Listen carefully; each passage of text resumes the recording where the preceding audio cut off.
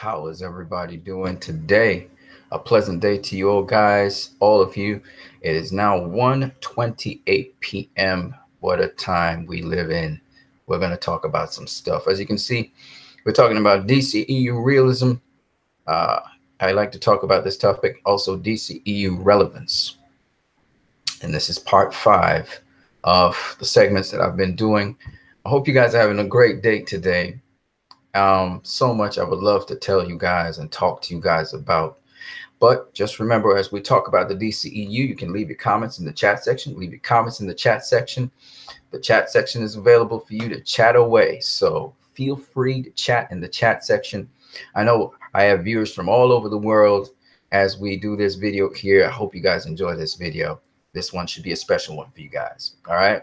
I'll try and go to the chat section when I can. First, I always start off with a piece of scripture. And do understand, for me, I'm a Christian. I believe in Jesus. That's why I'm a Christian. I believe in the Messiah. But I understand the Messiah to be a universal understanding. In other words, I believe as normal as the air you breathe, as normal as nature is, I believe the Messiah is important like that. In other words, I don't just think of Christianity as a set of dogma, a set of rules, a set of things that you just arbitrarily follow and understand, and you belong to this partisanship. No, I feel as normal as the trees are in the back of my yard, as normal as when I go outside, I see houses and stuff. To me, my belief is as real as that, meaning that everything and how the world functions and operates, in my personal opinion, I truly believe that these things, Jesus himself, is real. He's not a he really. He exists as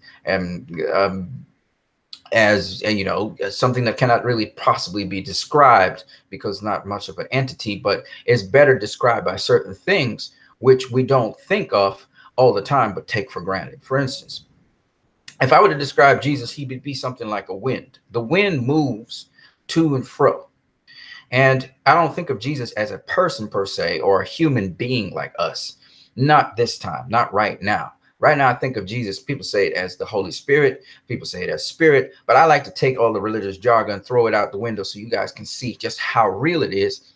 I think of Jesus as the wind.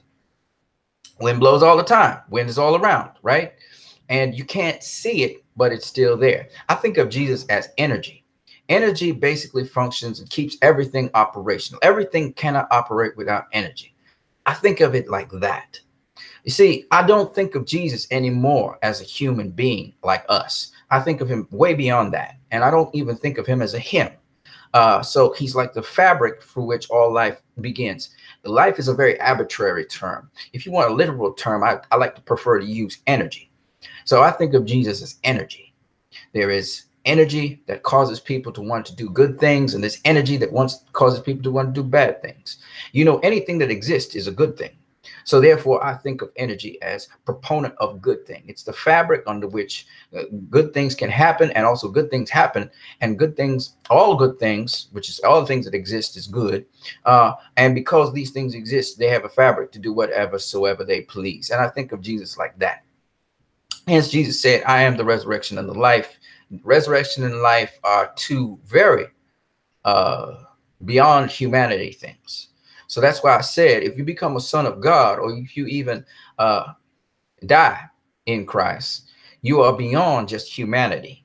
You have gone to another level. And even while we are existing here, we can supersede all humanity and become something even greater.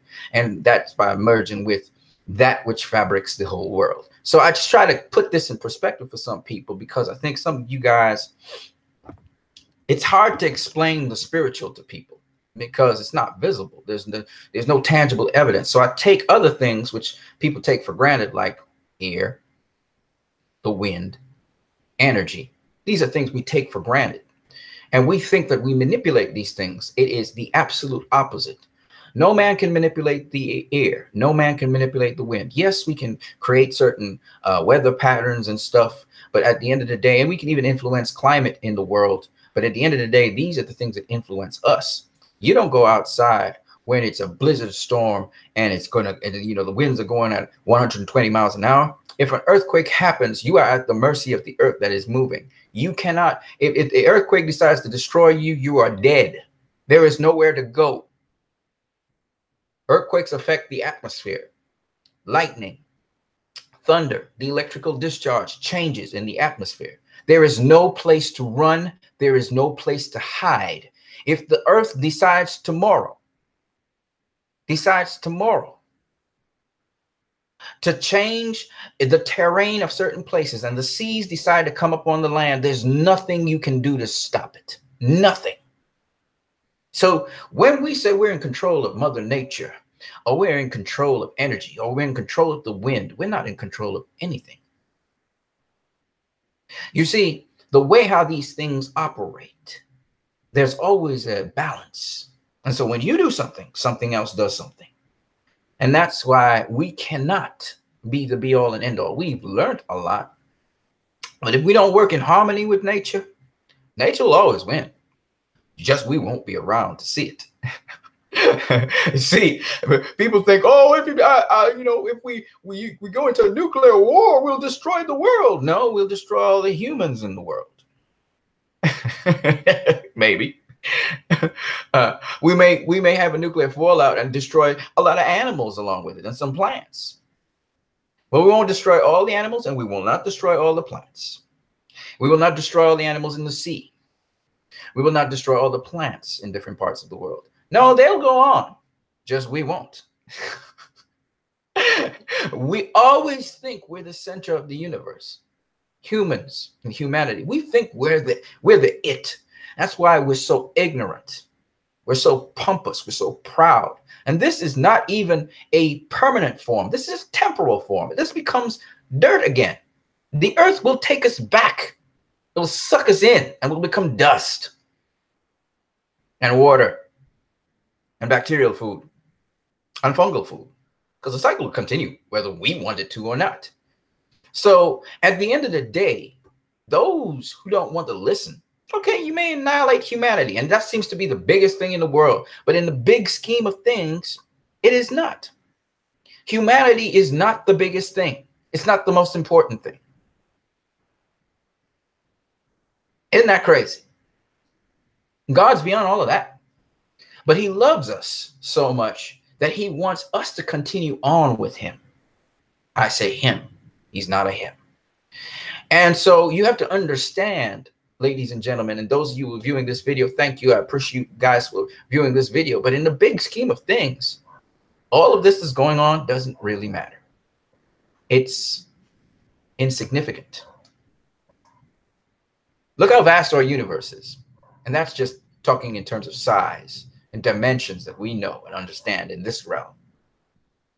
It seems infinite. Nobody knows where the end of the universe is. No one knows where it begins. My point being this. When talking about these videos that I give you guys, I want you to put yourself in perspective. It's humbling. When I remember being with a wonderful scientist who he was the head of a lab, and he was telling me about the scheme of things and how Earth was just a little, almost non-existent. It's almost invisible compared to other planets and other stars. Our star is like but a pebble in comparative size to the next big star we've found in the universe. It's like a pebble. That means I can't draw it on paper. It doesn't exist on paper. On paper, I'll draw the big star, and then there is no star, there is no galaxy, there is no universe. Oh, it's galaxy of ours, no solar system, none of that shit. It doesn't exist. Can you fathom that? Now, once you understand that, or you think of it as subatomic then.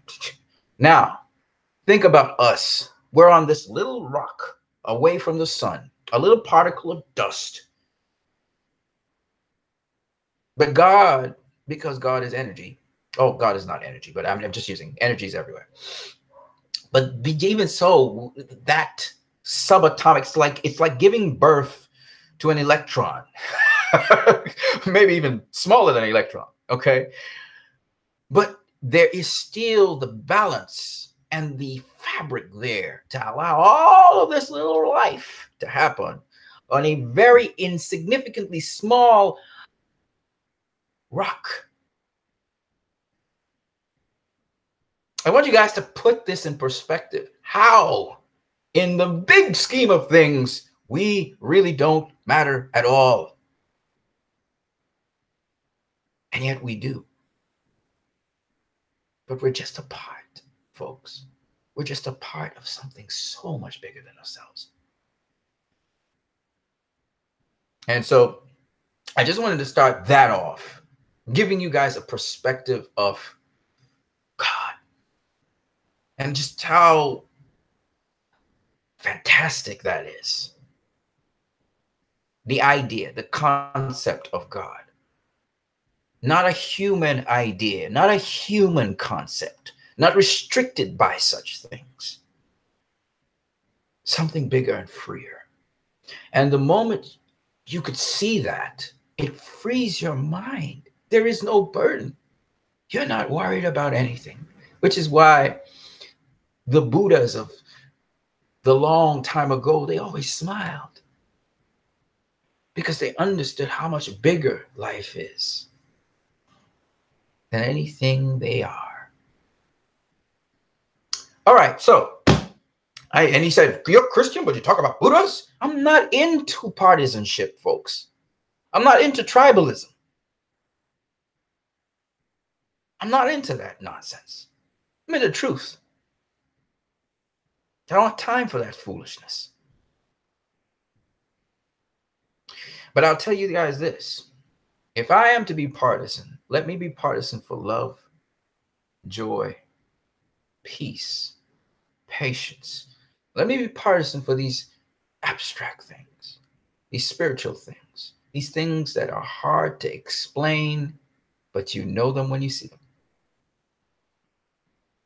All right. So I'm going to read to you guys from Proverbs chapter 3, verse 24 to 26. We're going to get into it. I hope you guys have a good day. I always try to start off with some sort of frame of reference, you guys to understand where I come from before we could go anywhere else. And I try to do it in a manner in which anybody could understand. I don't care what background you come from. All right, let's get to it.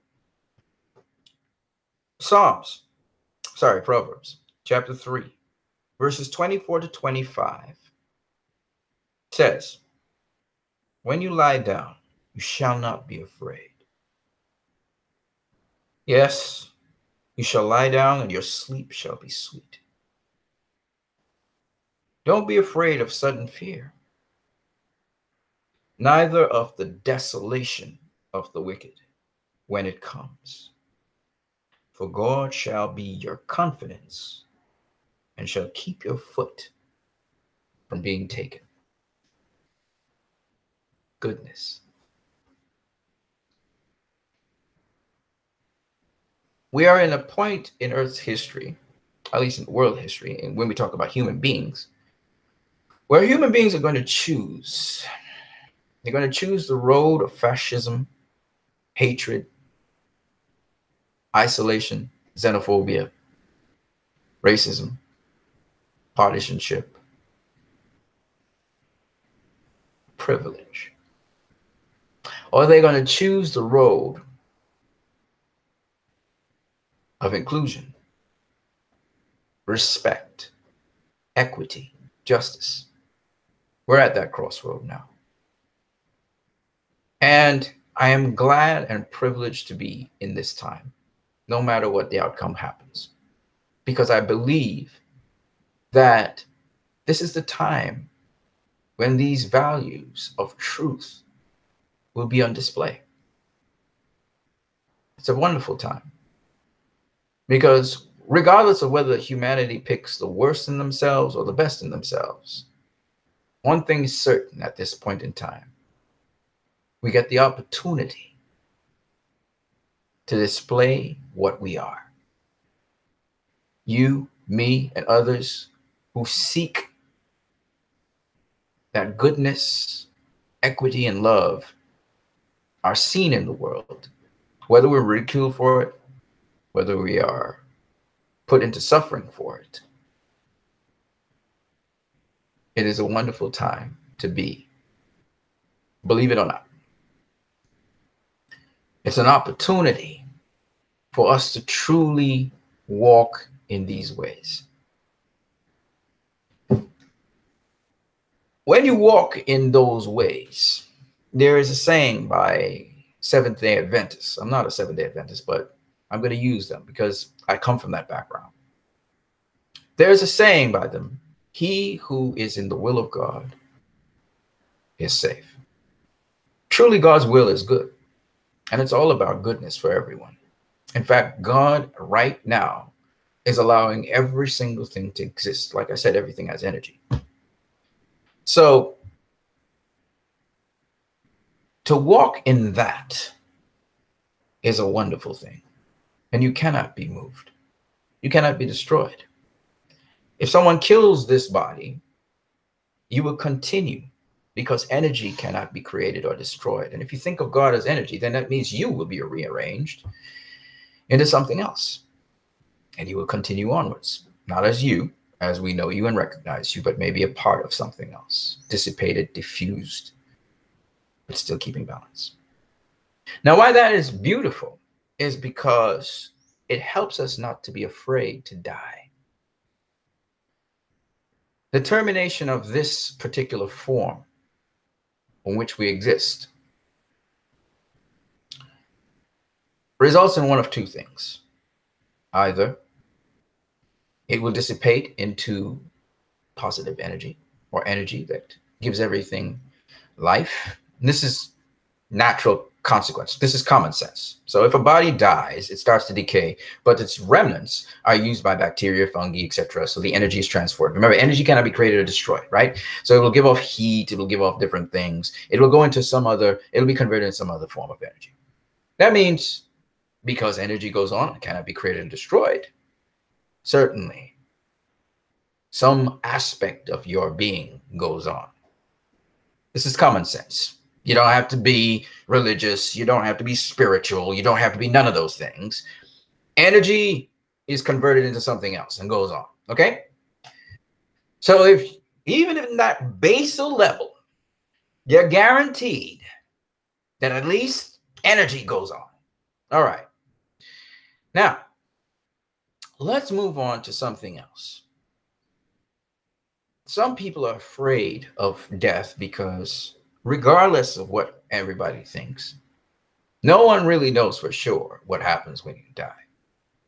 And even when you die, nobody knows. Now, some people have come back from the dead and all of that, and they told you all kinds of things, but don't know if it's because before they died, they were hallucinating, and then they came back from the dead. We don't know. But what we do know is this for certain. This we know for certain. Whatever this life was, it's over. And so whatever happened to this existence, this life, this reference point is gone. It's done. It's no more.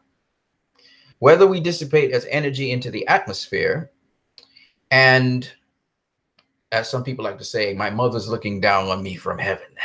Whether you think that there's still existence, but we are just existing in some other sort of realm or form or whatever, energy, whatever you think of that, regardless, the important thing would be that we exist.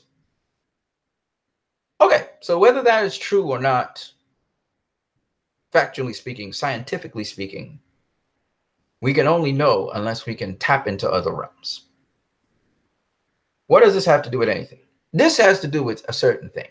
While we are here, whether there's no hereafter, whether there's no other existence than this one, while we're here, folks, let us make life here good for as many people as possible, not just ourselves.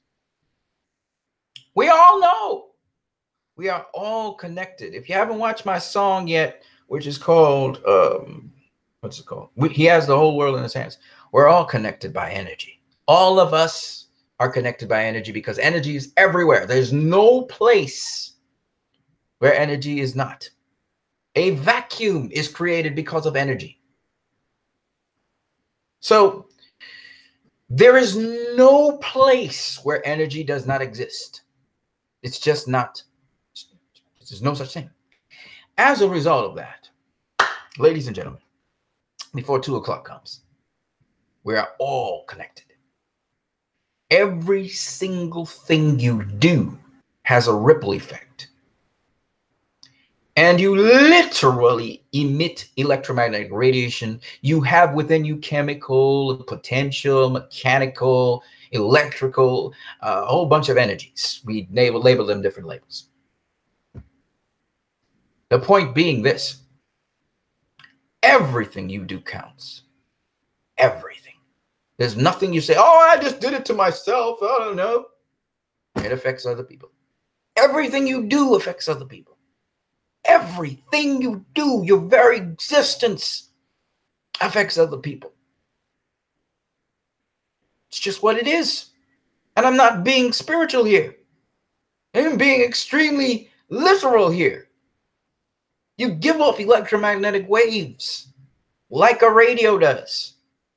But beyond the radio, you give off alpha, beta, delta, epsilon rays, and sometimes gamma rays. You literally emit radiation from your head, your brain, your spine. You literally have an electromagnetic field, which is why they talk about electromagnetic therapy. It's why they can check out your heart. Your heart also beats. It has a pacemaker. It literally emits an electromagnetic signal. Okay? So you literally have an electromagnetic field. That's why when people get too close to you, you start to feel them. Now, there's a number of different reasons why you feel them. I mean, it also has to do with your receptors, your neuronal receptors on your skin, which can pick up heat and pressure and blah, blah, blah, blah, blah. But at the end of the day, you also sense the presence of someone in a room, and sometimes you even visually see them through your eyelids, or even if you're not watching them, you can see the shadow of the person walking into your room. You wonder, why is that? You're in deep sleep and you know someone's in your room because the electromagnetic field interfaced with you. And the residual image starts to create in your head off of that electromagnetic field. As I said, I'm a scientific person, so I know these things. But the point is, anyway, that at the end of the day, folks, you do matter. You really do. And here's the scary thing about it. If 20 of you come together, you literally can change the landscape of an entire country. If you focus, meditate on what it is you want to do, supplicate, ask, request, and channel your whole mind into that. It's as weird as it sounds, but it's true. You will literally collectively emit an electromagnetic signal. Seriously, I'm not playing. This is literal. Because your thoughts are electromagnetic as well. Okay? You can literally heal people. You have the potential to heal people just based on your electromagnetic radiation that you give off. That is why we interface. All electromagnetic fields sometimes interface with other electromagnetic fields, like electrical fields, like, microwaves and stuff. That's why they say stay away from a microwave, because it can be dangerous. It interfaces also with your field. That's how we get free radicals inside of the body, etc., etc., etc. Electrons are moving all over the place. Electrons. Get it? Okay, so that's where the wave particle theory comes into play. It's literally true to some degree. There's other degrees where you have to examine the observer and blah, blah, blah, blah. There's a whole lot of stuff I haven't talked about. That's for other realms. But at the end of the day, folks, I just wanted to share this with you guys. Let me see what you guys are saying in the chat section. I know I haven't begun at all. I haven't even started to begin what DCEU realism and relevance has to do with anything. We're getting into that right now. But let me just first of all see what you guys are saying in the chat section, if you're saying anything at all. So let me just move this out of the way here.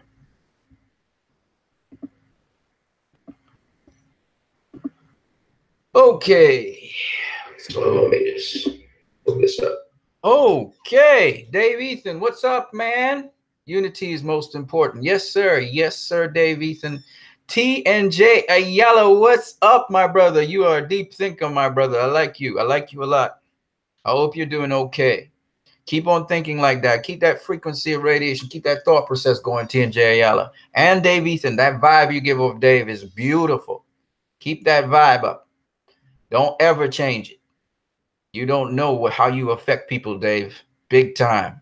I've seen you affect a whole set of people on Twitter. It's crazy. Keep that vibe. T&J Ayala, man, shout out to you, brother. You are being underutilized. You are being underutilized, T&J Ayala. You know, we got to do something about that. We got to do something about that, brother. We got to do something about that. All right, Dave Ethan. All right, people. So we are on the airwaves now. I may have some interference. You never know, because I'm about to talk again something that not necessarily I've been targeted for it. I guess it's my vibe, but I've been targeted a couple times for it. I seen Dave Ethan, man, you fearless, Dave. You've been targeted and you kept it going. You know, another guy who's fearless is Leroy Kong, man. Leroy Kong, I like that brother. He has a certain kind of vibe to him that will make a big difference in the future. You know, he just has to stay the course no matter what's happening. I know sometimes we curse and swear and we behave bad, but our essential essence, if I can use that, I don't want to talk about ethers and stuff, but our essential essence is something that I see we wish well for everybody, and that's a good thing. All right, shout out to you, T&J Ayala. I gotta see you guys face to face someday. Someday I'll see you guys face to face. You guys probably diverse, like you. T&J Ayala must be somebody I never imagined. But the thoughts, man, you guys, your thoughts. You know, I put it out there. I put my face out there. You don't need to see my face. I don't really like showing my face, you know, folks. That's crazy, huh? Because I don't believe in you worshiping me. You know what I'm saying? I'm just, look at this. This is just skin, man. This is just skin and teeth and stuff. That's not me. What I'm seeing here online is an aspect of you, T&J Ayala, and an aspect of Dave Ethan. Actually getting to know you guys, even though I don't know what you look like. You know, anyway, that's a discussion for another day. Your essence, it's beautiful. Marcel Music, oh, what's up, man? I hope you guys, I hope you're doing well, Marcel. I hope you're doing well. You are a bright light again. I'm so happy to meet all these luminaries, man. You guys are just wonderful. I cannot tell you how wonderful you are. You know, we'll see in time. We will see in time. We'll see in time. You know, everything has a ripple effect. Just remember that. All right, man. Yeah, man. Shout out. I hope you're doing well with your music. You know, I wish you guys could meet another guy that I know very well. You know, and a lady too. She's beautiful. Suzanne Nowakowski. She is a wonderful soul. There's another lady I know who's beautiful, man. They're just wonderful people. She's from Germany, Susan Nowakowski. There's this, of course, R2 Lemonin. He's a cool dude. I like him as well. Alan Clemens, you know, and then I got some Christian brothers and sisters. Some people who I have friends with, you would be surprised. They're not even Christian. They're nothing like that, you know. But man, the light that shines off of them is just wonderful. You know what I mean? And so that's why, you know, I try to appeal to everybody as wide as possible, even though I know what I'm saying is Christian and the values are Christian, but I don't want to put a label on it because you can look at it in another dimension, and yet it is still Christian. I would label it Christian still, but at the same time, it's in a different dimension. If you understand what I'm saying, you're coming from it seems as though they're coming from a different angle. They actually come from the same angle as you, but, you know, weird things such as, you know, how you may say something sort of makes it sound like they're coming from a different perspective, but they're actually coming from the same perspective. It's just amazing trying to talk with different people and seeing where they're coming from, you know. Anyways, so let's get into what we're going to talk about. We're going to get into this real quick, guys, because I know I'm kind of keeping myself back. I had to go to work as well. All right, so what we're going to look at here what we're going to look at here, hold on a second. Let me just do my settings here because I got all these different settings here. All right, so I'm going to go into screen share.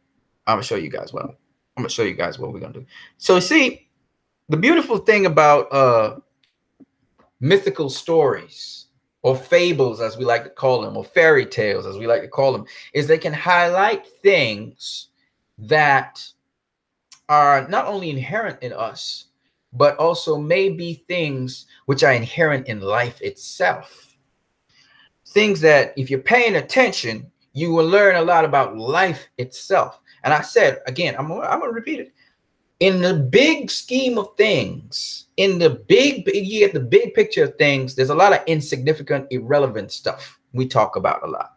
It's a lot of irrelevant stuff we talk about. And then there's the things that actually matter, which are eternal things. And these things they transcend not only time, but they also transcend space. And so I want to advise you guys to do me a favor. Okay, now this is a video that just came out. I think it came out today, which is Extension, XXX-tension. He was murdered recently, but somebody put out one of his videos. The video is called Sad, but don't get twisted by the title. Check out the video. And somebody went and labeled it and spelled out what was being said in the video. And it ties in very directly to my video, which is He's Got the Whole World in His Hands, because I think those two videos, they're speaking of volumes. Now, his video is specifically speaking to humanity. It's speaking to us as people. All right. And he's going to break down a couple other things that my video did. Why I wanted to put my video there is because I don't want you to think that what he's saying is very mystical. You know, a lot of times we use language that make people think, you know, in wonder and awe and mystery. You know, you some lodge, is this some secret society thing you're saying? You know what I mean? It's not that. It's actually something that's very obvious, but it's just something that I think a lot of times we as people mystify. You know, we want to make it sexy, so we mystify it, but it's really not that mysterious. It's actually something you and I and everybody actually experience on a daily basis, but we just don't realize that that's what we're experiencing. So I want you guys to check out my video if you want to. He's Got the Whole World in His Hands. And then if you want to, you can go ahead and check out Extension's video, which is on Sad, which is called Sad. It's popular. So some of you guys might have seen it already because it's popular right now on YouTube. It's trending like crazy because he died. Because he died, they're just starting to use his stuff and make money off it, which is sad. But at the end of the day, check it out because his video is pretty much saying pretty much the same thing I've been saying all along, which is that each and every one of us count in this world. We literally create a ripple effect, and it goes all around the globe. It never stays put because ripples can't be stayed put. You can't just nullify a ripple unless another ripple comes and nullifies it. So I want you guys to check that out. I think that his video has a lot to say. I also think that Jay-Z and Beyonce's latest video, which has to do with the history of Black people and just how much of that history was taken, is also an interesting video. And even if you're a white person, I think it's good for you to educate yourself on Black history. I'll give you guys a perfect example of what I'm talking about. So in Buckingham Palace and even in Canada, we have these soldiers, these people who have these big black hats. They're very tall. In fact, let me show you an example of that. So if I just come out of this for a minute, I think you guys can see the screen where I am at.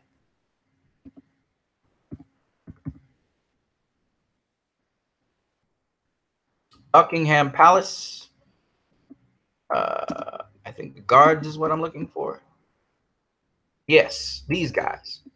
So if you look at these guys here, this gentleman here, hold on, I'll get it a little bit bigger. I want to show you guys something. All right, so just to give you guys an example of what I'm talking about.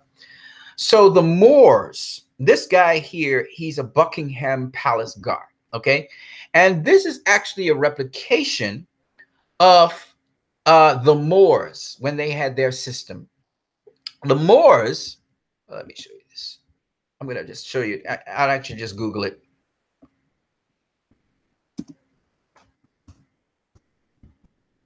Okay. wars. Hold on a second. I know you guys are seeing the screen as I'm seeing the screen here.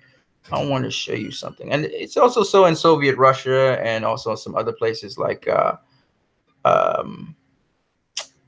wherever. Anyway.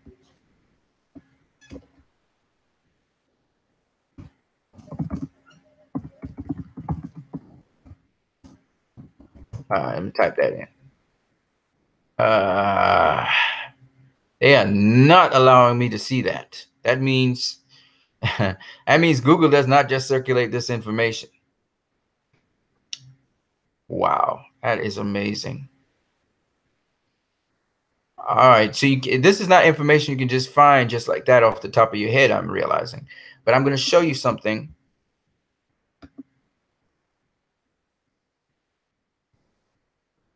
Let's see. I'm going to find it just like that. I have to actually do an exhaustive search. That is interesting. That is so freaking interesting.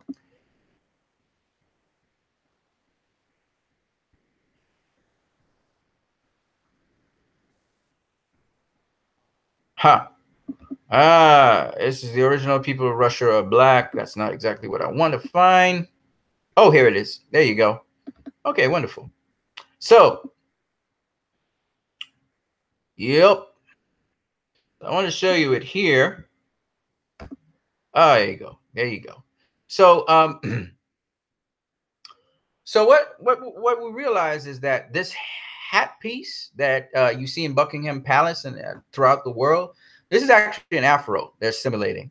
And this afro looks like this. And actually, the original people of Russia, the original Russians, were called the Otto Thonas Abazai.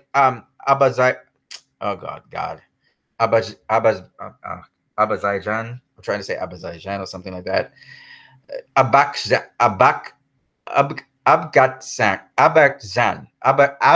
Oh my God. Abhazan. Oh shit. Forget it.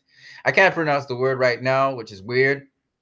There's a country called wow, my mouth just won't do it. Azerbaijan, I think it is. Something like that. Okay. There's a country like that, but this is called Abhazan or Abhazan, whatever. Okay. This is Abhazan tribesmen.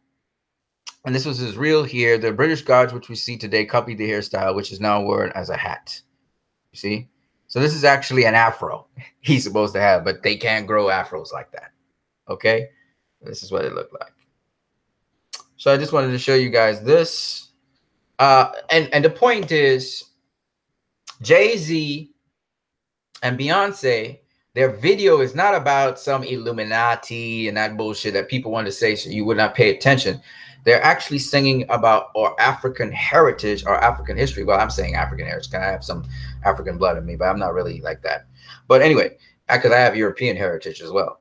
But our African history, that for those who are Pan-Africanism, our African history has actually been stolen. All right?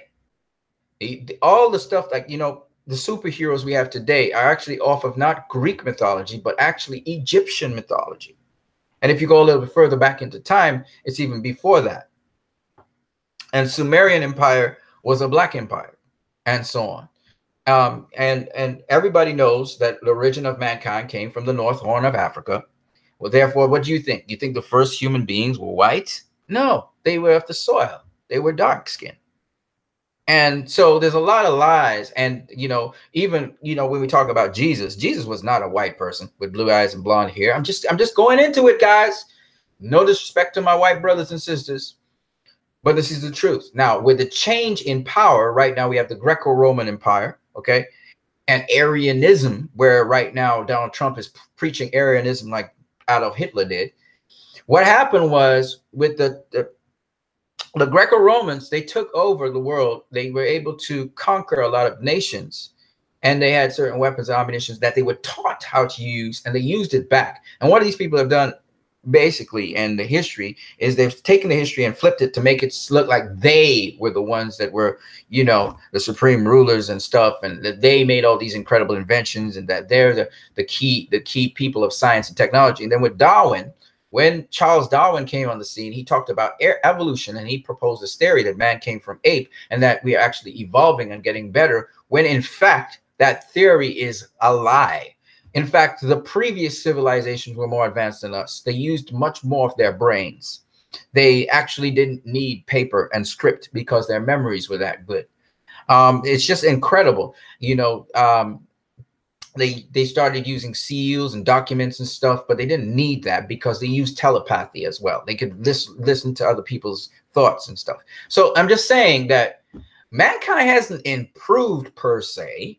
If we are in what is called the Iron and Bronze Age, for those people who are Hindus or Christians or Muslims, or they know about this age. This is called the Iron and Bronze and Clay. This is the Iron, Bronze, Clay. It is the Iron and Clay Age. Sorry, not Iron and Bronze. Iron and Clay Age. Why? If you look at it, everything is either made from the ground, which is concrete, or it's made of iron and steel.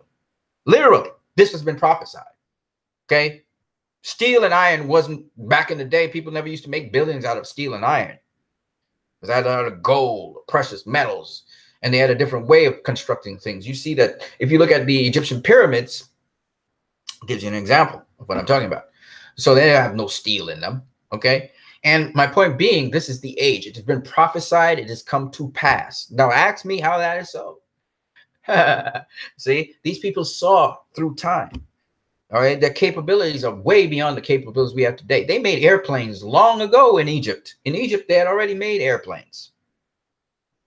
This is, you know, this what we think is such a great modern invention. Okay, it's more prevalent today, but they already had it. They already made electricity. They already discovered how to do electricity. They had cell phones before, long before we had cell phones. The Egyptians had cell phones. Okay, just saying. I'm not saying Egypt is the be all and end all. There was many other great civilizations, Sumerian Empire, Babylonia, etc. But the point is that a lot of people now marvel today at the mathematics back then, but there's so much people don't know. Okay, I'm not saying there weren't other people with other appearances. Okay, there were lots of other people with other appearances, and the people of the North, these are the white people, generally speaking, because it was colder climates. And that's how you got the blue eyes and blonde hair, folks. It's because you adapted to the cold. You used to wear bear skins and fur. Some of the white people came from what was known as the barbarians. Okay? Not all white people came from the barbarians now. So let's not paint it with a big old brush. All right? But my point being, not to disrespect any race at all, but just to say you need to know the true story. I'm all about truth out here, okay? Whether you think it's popular or not, I'm going to say what I have to say. And the truth of it is, history has been rewritten a number of times depending on who is in charge and who is most powerful. Okay? We ended up in the Iron and Clay Age because of the Roman Empire. Before Rome, before Greece, we had what was known as the Bronze Age. Even now, if you look at the historical books, they talk about the Bronze Age, the Gold Age, the Silver Age. Huh? Don't they? Okay, then. Even in comics, we talk about the Golden Age, then the Silver Age, then the Bronze Age. You see, you get what I'm saying? It's a repeated motif because it's actually true. It's actually about the history of the world. Anyways, I wanted to go there to say this. Black Panther was reflective of that. Jay-Z and Beyonce's song is reflective of that. They're telling you that there's more to this story and you should have pride in yourself if you're a person of color. They're telling you that doesn't mean you're going to destroy the people, but seeing that you're not necessarily the people in charge of things in this age, understand, however, that a lot of things were built off your back. And that's a fair statement, I think. So in this age of xenophobia, racism, and so on, it's nice to see these things. And all of these different songs, interestingly enough, have different aspects of stuff. I'm not saying, again, that I'm against white people or against any other race in this world, because at the end of the day, we are, in essence, energy, like I was trying to explain to you. It has, at the end of the day, it's all about really what kind of energy you give off.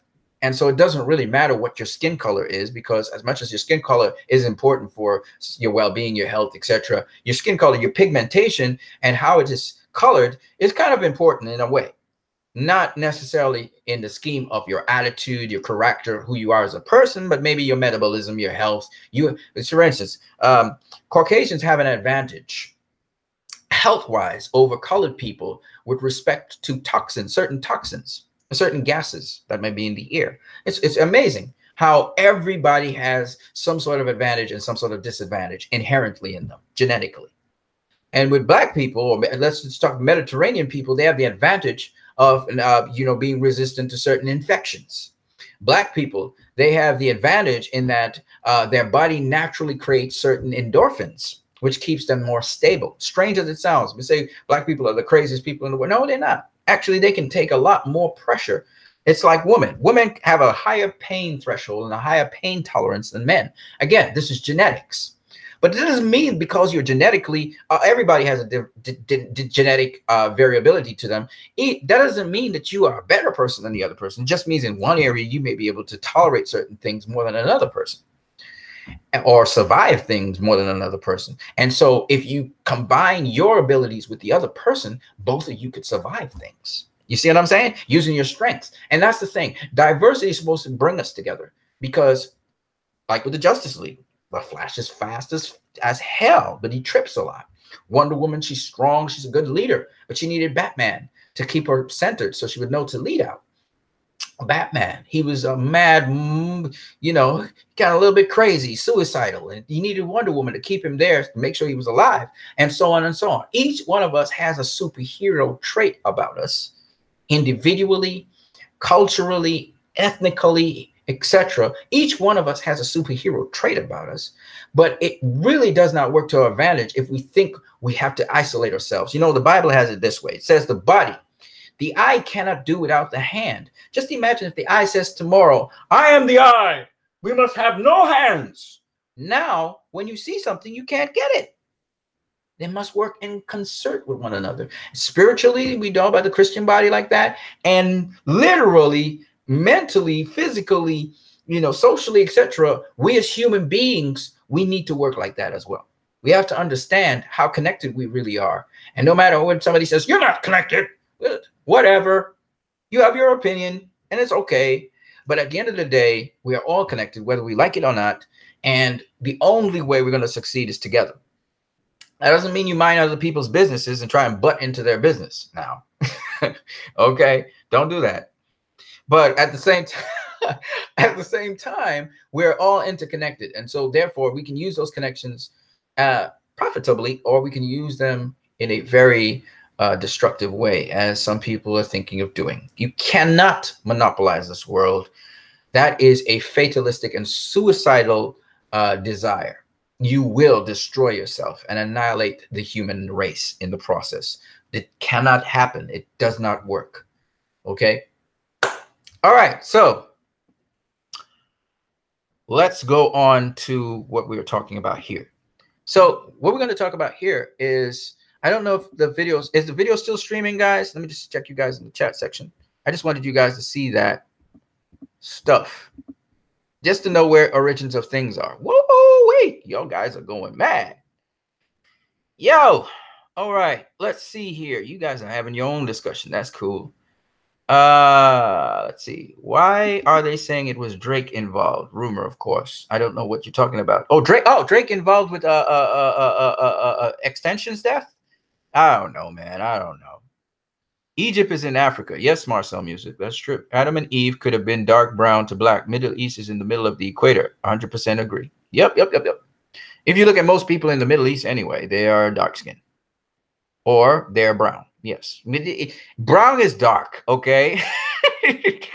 You either light skin or dark skin. And, all kinds of colors are beautiful, man. I look at some people and, man, their skin. I've seen people who have sort of almost like, I don't know, ivory white skin. It's beautiful to watch. And I've seen some people who have very dark skin, and it's beautiful to watch. Every color on the spectrum, that's dark and light. Okay. And then we have people who have this sort of I don't know what color you call it, kind of like peach. It's kind of brown, kind of pink. It's beautiful. It's beautiful. I mean, it's a spectrum of people and the different features, their eyes, their cheeks, and some people, they say they're not attractive. What makes somebody attractive? It's so many things involved in making someone attractive to start with. Even in this sort of stereotypical society, attractiveness is relative. I mean, you can make anybody attractive. It's how you It's how you you package them. You know what I mean? And again, I think what makes people mostly attractive is not per se only how they look. How you look is one thing, but how you also, your attitude to life, how you behave. I think how you behave makes someone really attractive. I think personality has a lot to do with it. I think somebody could be very, very ugly, especially a guy. He could be very, very ugly, but he's just so confident and just moves around a certain way. And that just makes him attractive. It's just what it is. Same thing with a woman. So I'm just saying, you know, attractive is a relative term, I think. Adam and Eve could have been dark brown. Yeah. Martin was said, perhaps you should go into more depth about the Egyptians and cell phones. Okay, I'll do that. I'll do that. Not today, though. Marcel, cell phones? Yeah. They had radios and all of that shit already. That's old news. Nothing new under the sun. Marcel Music says, I really agree and think about the gender roles as well. Sadly, people don't recognize how these roles work anymore. Oh yeah. It's all good, Marcel Music. We'll talk about that more the yin and yang. The yin and yang. Yeah, it's a beautiful thing. It's a beautiful thing. Oh my God. Yeah. So moving on. But again, these are natural things. It's not just you don't have to be a religious person to understand. Just observe, and you will see these things. I've come from a scientific background, so I love to observe things. I like to ponder things and stuff like that. I'm just adding to my video by saying I like it, which is weird, but I do it all the time. I don't know why. All right, so let's go to some fiction. We're going to the DCEU. It's this fictional universe, and yet it has these truths to it. And like I said, there's this realism in it. There's this realism. Even in the superpowers of these beings, there's a significance and realism to them. And so I'm going to discuss that. And today is mostly about Wonder Woman.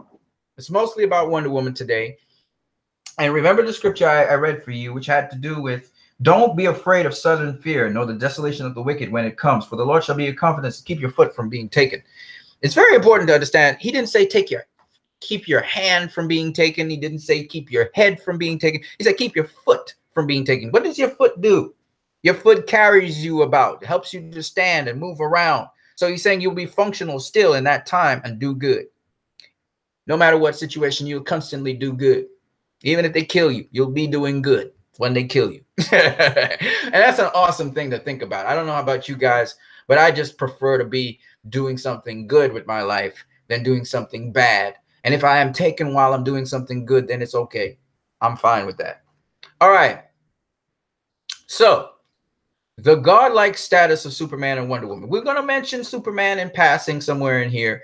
And we're going to also mention a little bit about the Flash. So you'll see that as we're doing this video. Now, I use this old meme here, which you guys have probably seen a couple of times, because I really want to talk to you guys about Wonder Woman. You know, we talked about the clash of the gods, and we saw Superman versus Doomsday and Wonder Woman versus Ares. And there's that parallel right here that you see, Superman versus Doomsday, Wonder Woman versus Ares. And that's a nice parallel. But what we forget to realize is that Wonder Woman also faced off against Doomsday. So she's a god. We know that from the movie Wonder Woman. And Doomsday himself is a godlike creature, right? And so what's interesting is when you watch her face off against Doomsday, there's some parallels I want to show you guys. It seems like a geeky, sort of frivolous thing, but it gets deeper as we move along, okay? So I'm going to show you this moving video here. There she is jumping in the air going at Doomsday. Let me show you it again. Okay, let me just go back this way. So watching this is fantastic to watch at, by the way. Ooh, look at that. Zack Snyder. Okay, it just makes me geek out every time. And let me show you one more time. Can I show you one more time? Let me show you one more time. I don't know how clear this is coming across to you, but it's beautiful. I'm seeing it. Watch this. Oh, God, she jumps in the air. And the camera tracks her jump. Oh, my gosh. Anyways, that was the first time we were introduced to Wonder Woman, and we realized, damn, she is not normal, right? All the time we're seeing as Diana in the movie, and you know, people like, yeah, she's attractive and stuff, and then all of a sudden, you know, we see her leave the plane, and her face is real concentrated and stuff. We didn't know that, you know. And man, when she drops down in front of Batman and you hear the music go, then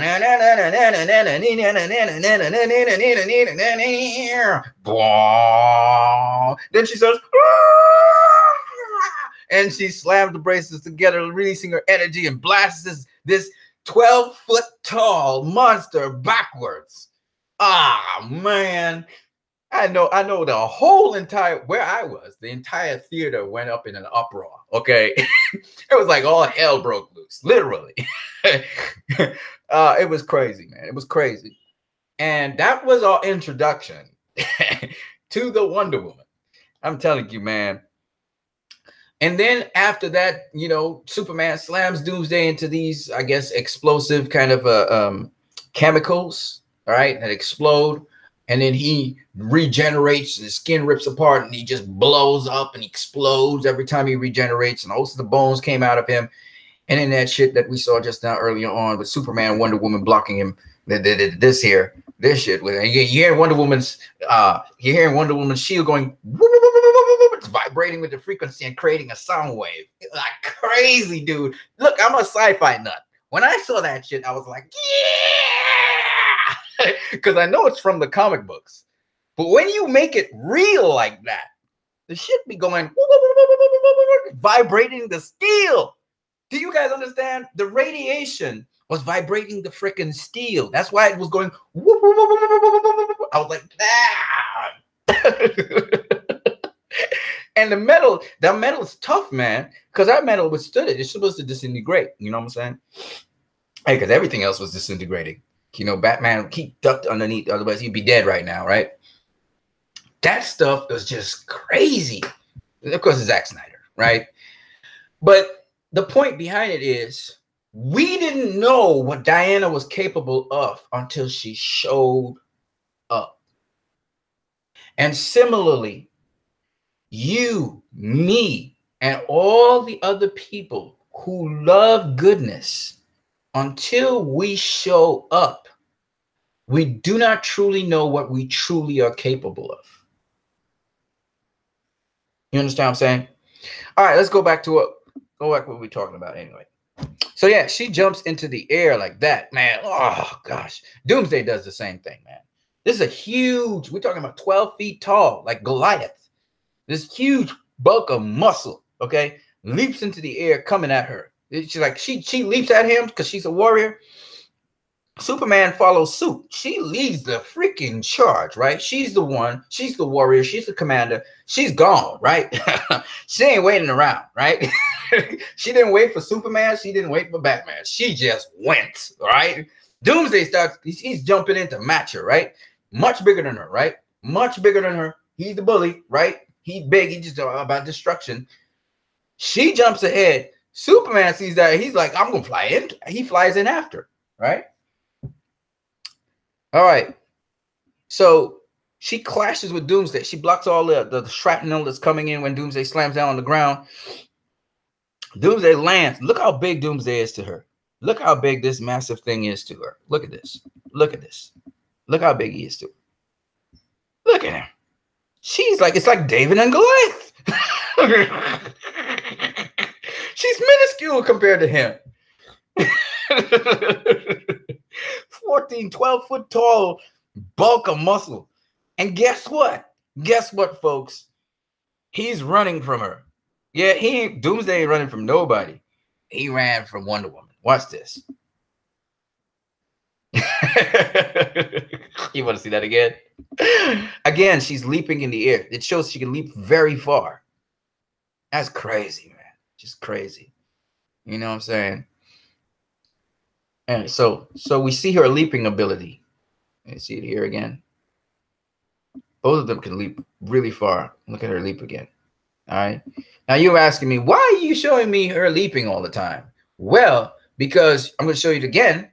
I'm going to show you 2 more times. All right.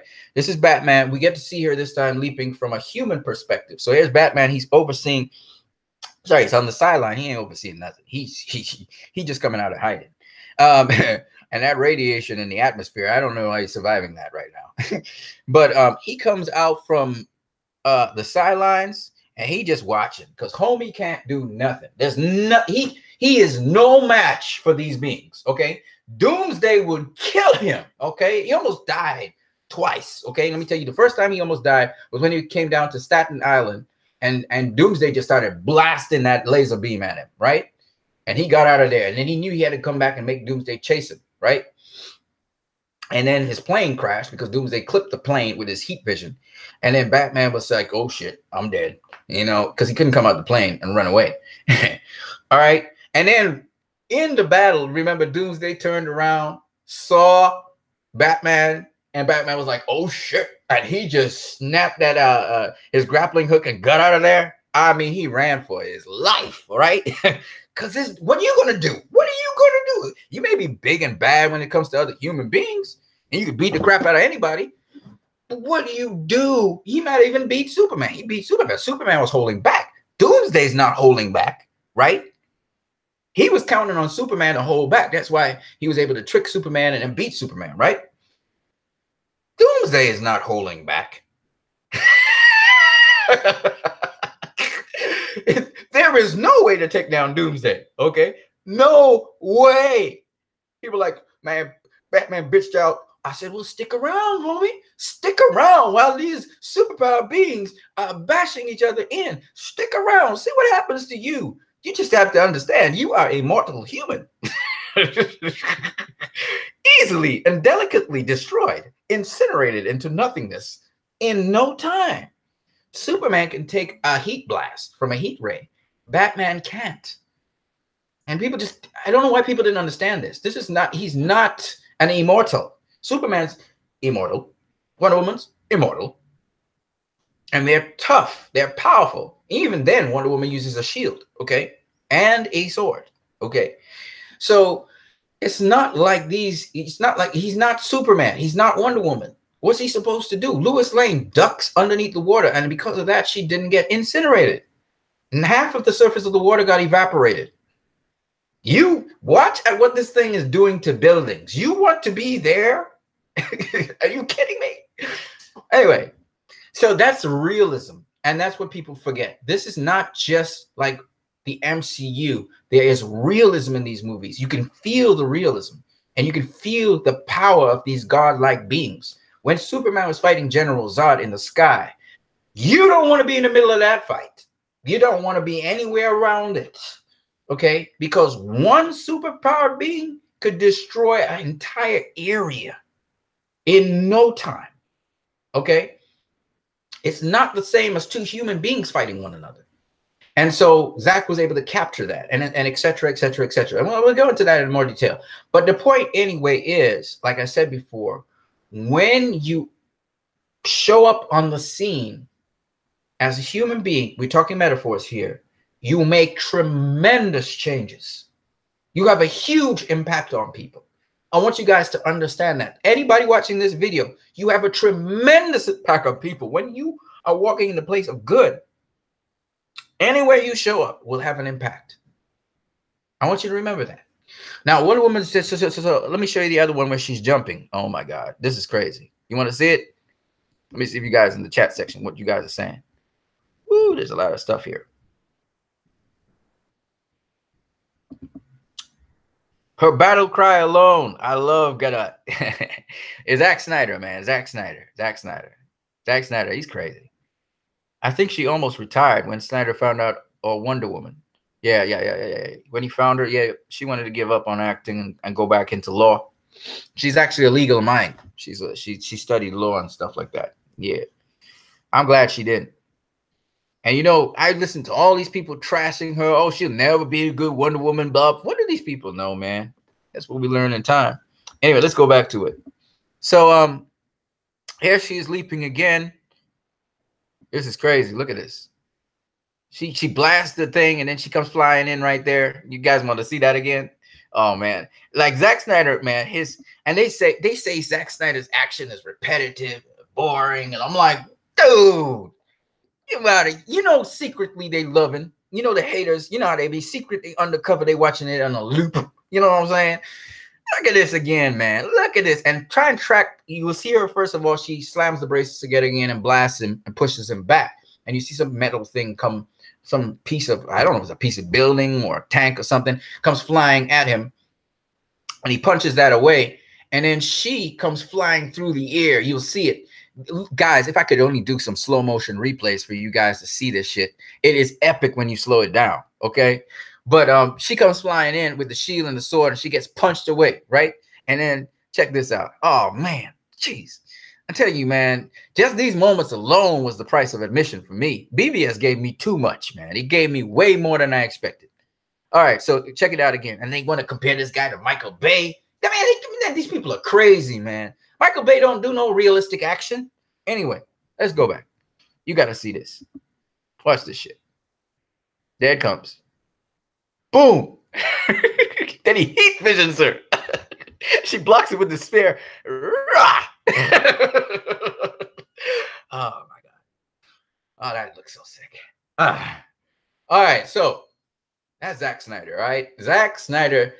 Zack does a special kind of action. It's poetic, it's beautiful, it's artistic, and yet it captures the moment like a comic book would. The shit is just crazy. And it has nuance and it has metaphor, right? Oh my God.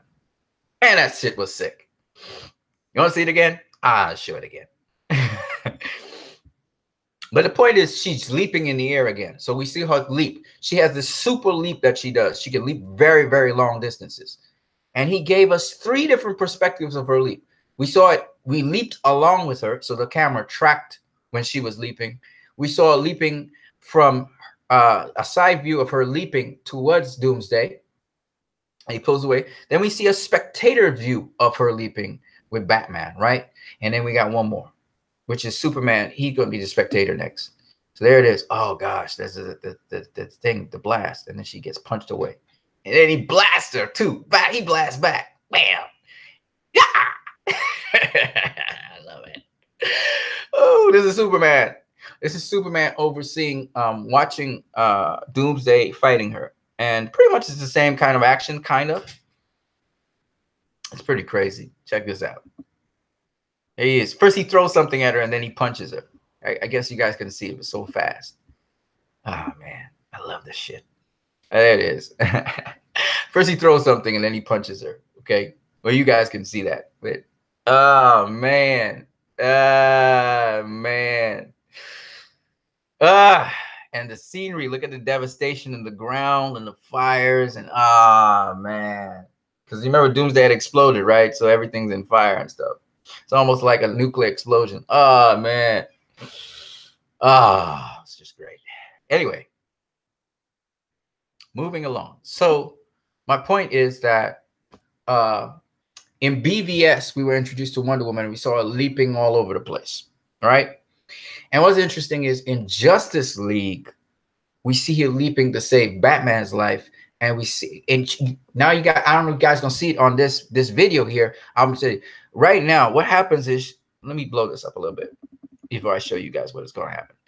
Right here, okay, so we have the parademons, and they're on Batman's Batmobile. They tear off the stuff, and they're about to rip Batman to shreds. Wonder Woman's gonna drop down from the sky. She's gonna land on the ground, and she's gonna leap from there and knock off these 2 parademons and land. Now, here's the interesting thing. The symmetry between that and Man of Steel, Superman saving Colonel Hardy from Faora Earl, Commander Faora Earl, is very much identical. And so I wanted you guys to watch these 2. Man, just visually, it's so sick. So anyway, let's have a look at it, all right? And remember, this is a parallel also to BVS, where she's been leaping all over the place, right? So think about that. How this Wonder Woman scene that we're about to see connects both BVS and Man of Steel simultaneously. That's the shit I love about Zack Snyder. Anyways, let's get to it. I want you guys to see it. Hold on to your horses. There it is. I know you guys might have missed it because it's just so much to watch. I'm going to try and post this up on social media for some of you guys so you can see it. Sometimes you might have to slow it down. But again, watch for her dropping down and then leaping, right? She'll drop down, then she'll bounce, and then she'll leap. And then here, you'll see Superman coming through. I know you might have to watch this a couple times. I'm going to try and do it a couple times for you guys. Watch it here. See her drop? Saw her drop and then leap? I'm going to do it again. I'm going to do it again so you guys can see it. Watch for her drop down and then leap. Boof. She just dropped down and she leaped. I don't know if you guys saw it. And of course, the Flash blew by them as well. And for Superman down below, check out what Superman does. You ready? Watch it. Boom. Tackle. That's Superman right there. And she does pretty much the same thing. She and Superman have a lot in common. And that's why I was trying to point out that you'll see Superman show up here. So like with Superman and her, they have a lot of parallels between them. They do a lot of things that are similar, right? Okay, there it is again. Oh man, I don't think you guys see it though. She actually drops down. Let me see if I can get it one more time. So watch as it comes in, you'll see her drop down. Oh crap it. Boom. Saw it? Oh, it's too fast. I don't think you saw it. She drops down and she bounces off it. It's real cool how she does that. It's crazy. But there's a parallel between her and Superman. And then again, seeing her jump long distances is really cool. She really can jump long distances. So that's what I wanted to show you guys there with Wonder Woman. And like I said before, the whole point behind it is you did not know in BVS that she had that capability of doing all those kinds of things. Now, when you saw her own movie, Wonder Woman, then we realized, oh, she got another level to her too. And then when you saw, because you knew who she was now, you didn't know in BVS that she was a goddess, right? And then when you see her in Justice League, the next time you see her from the beginning. You see her declare herself and you realize, okay, she ain't no, right? So, and she comes straight out as Wonder Woman, right? The first thing we see is not Diana Prince anymore. We saw Diana Prince in Wonder Woman. We saw Diana Prince in Batman v Superman. And then she becomes Wonder Woman. It's like the other one. But this one, in Justice League, she just comes straight out and she's Wonder Woman, right? Like, okay, let's just start with Wonder Woman, okay? All right. And then we get introduced to Diana. The same thing with Bruce. We get introduced to Batman. We get introduced to Superman first. So all three of their mythos, we begin with the mythos of all three of them. And then we get to Bruce, and then we get to Clark, and then we get to Diana, right? So that's very interesting about Justice League. And again, the point being, once again, is when you show up, you have a huge impact. And that's why I like to talk about sons of God. Not necessarily about humans, but sons of God. And that is something that we're talking about that goes beyond humanity and starts to become the fabric of all living things. When you can think beyond just yourself as a human and only about things that concern humans, now you can look at other living things like birds and plants and animals and plants and microbes and so on, and anything that's alive. And then you don't only think about things that are alive, but things that exist. You start to get to that point, okay? All right, so Wonder Woman 84. Wonder Woman 84 is very interesting. Like I said, I'm continuing on the Wonder Woman theme. And since we're talking about sons of God or daughters of God, if you want, Wonder Woman 84 is interesting. Why did Patty Jenkins and Jeff Johns and Company Limited pick the number 84? Well, the primary reason we're beginning to realize, and even the way how this is done, you see the matrix-like lines through it, telling you that there's some virtual reality going on there. The reason why Wonder Woman 84 is called Wonder Woman 84, I think this is no surprise to some of you guys, but let me hear what you guys' opinions are. Why do you think it's called Wonder Woman 84? Let's start with that. Let's see what your opinions are on that. Answer in the chat section. In the meantime, I'm looking at you guys in the chat section. What do you guys say? TNJ Alice says that shot almost perfectly how powerless Batman is in the moment. That is, of course, he shows the last kryptonite until he shoots the last kryptonite grenade. I love that shot too. Oh yeah, man, it's beautiful. I don't know how it's portrayed for you guys, because I know this thing doesn't always go continuously, but man. TNJ Alice says, do you believe the rumor that it was Aquaman who helped out Clark in Man of Steel? Very possible. Very possible. Because Aquaman said he met Clark before. He met Superman before. Jason Momoa said that. And a lot of evidence points to that. Yeah. So it's very possible, TNJ Alice. What else? Yeah. So the question again is, what do you think? Why WW84? Why 1984? What do you guys have to say about that? Before I go on, let me see if you guys were up to speed with the news. Put your answers in the chat section there. I'm waiting on you guys. I can't believe it's 2:43 already. My video has been very, very long. I didn't know that. Put it in the chat section anyway. Why Wonder Woman 84? Coming back.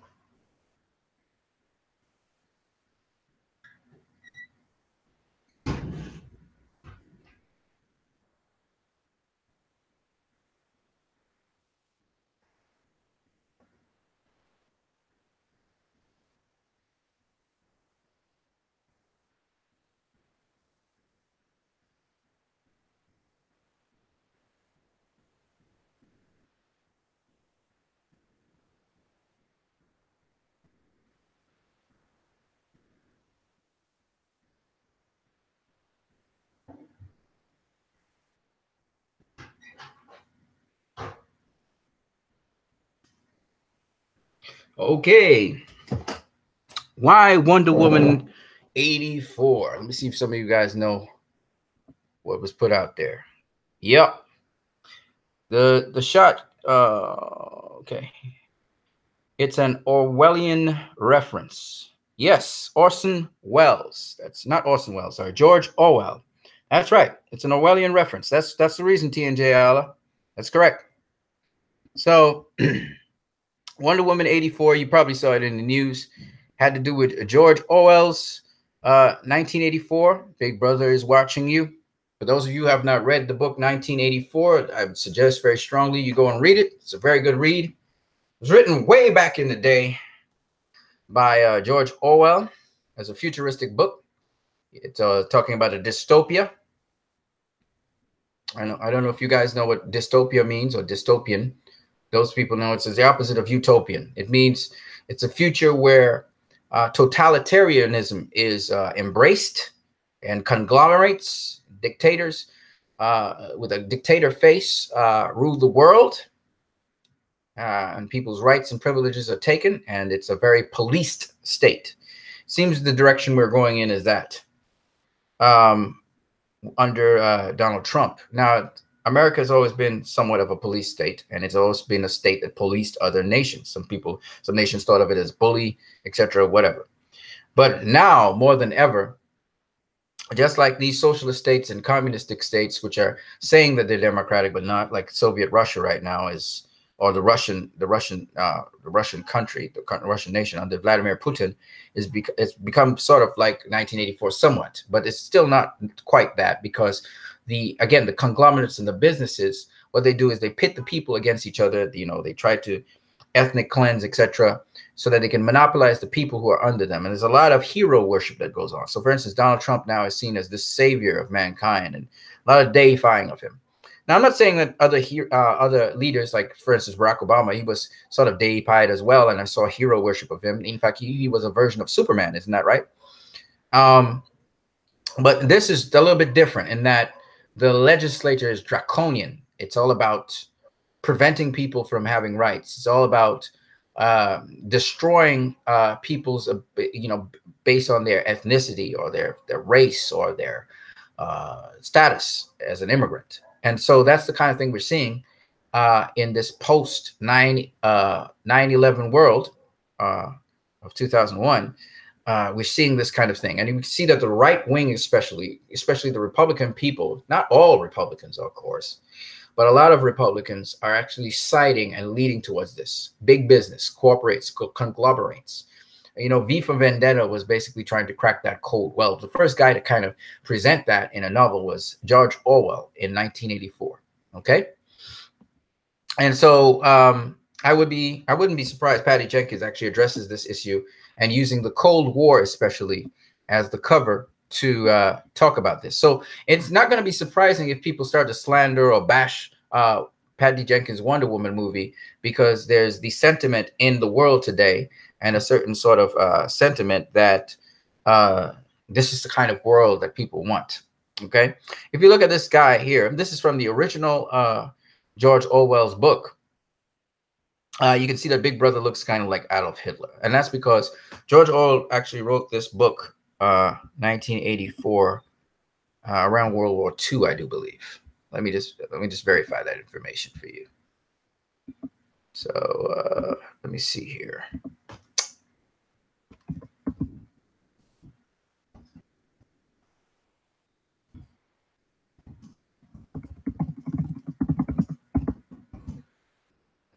Yes, 1944. So this was after World War II. This book was written. George Orwell also wrote the book Animal Farm.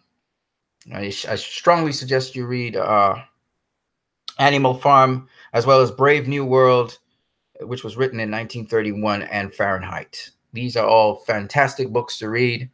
Another book which is interesting to read, which I suggest you read, is Future Shock. Anyway, T&J Ayala, basically America's future. It could possibly be their future. It's really up to you guys and how you choose to, and the world's future as well. It's up to you guys how you choose, because you see, you have to understand, right now, Donald Trump has the backing of Vladimir Putin. And so even if he is to be impeached, it doesn't necessarily mean this will lead in a very peaceful end. It can end up being that there are Russians who have camps in on American soil right now. It could end up being a civil war as a result of that. And what's amazing is this civil war could weaken America, and then the United States of America can become the United States of Russia, USR. It can be an extension of the USSR. Putin would love to get this turf. Okay. So you have to understand how dangerous this is right now. And the racism and the fascism that's going on is because conglomerates. Donald Trump is a conglomerate guy. He's a guy part of the business community. So he does not care about citizens, and they think so. He's just trying to win over their favor. This guy has no ethical or moral bearing or compass, and so he doesn't really care how he goes about doing it. And guess what? Businesses, big business doesn't care either. They just care that they get your business. So he is of that kind of mindset. He's never been poor. He's never had to deal with people and minorities. And the way how he deals with minorities and people is he treats them like they're animals, which he described. He basically described immigrants as animals and black people as animals.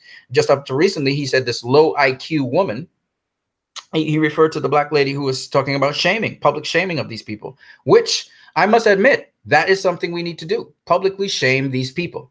Let them know You have no ethical compass, and you need to put them. The whole of the United States of America needs to publicly shame these people on Twitter, etc. They're doing the right thing. Go ahead and shame them. And every time they make us, Donald Trump makes a slip and says something wrong, shame him publicly. Everybody come down on him and shame him.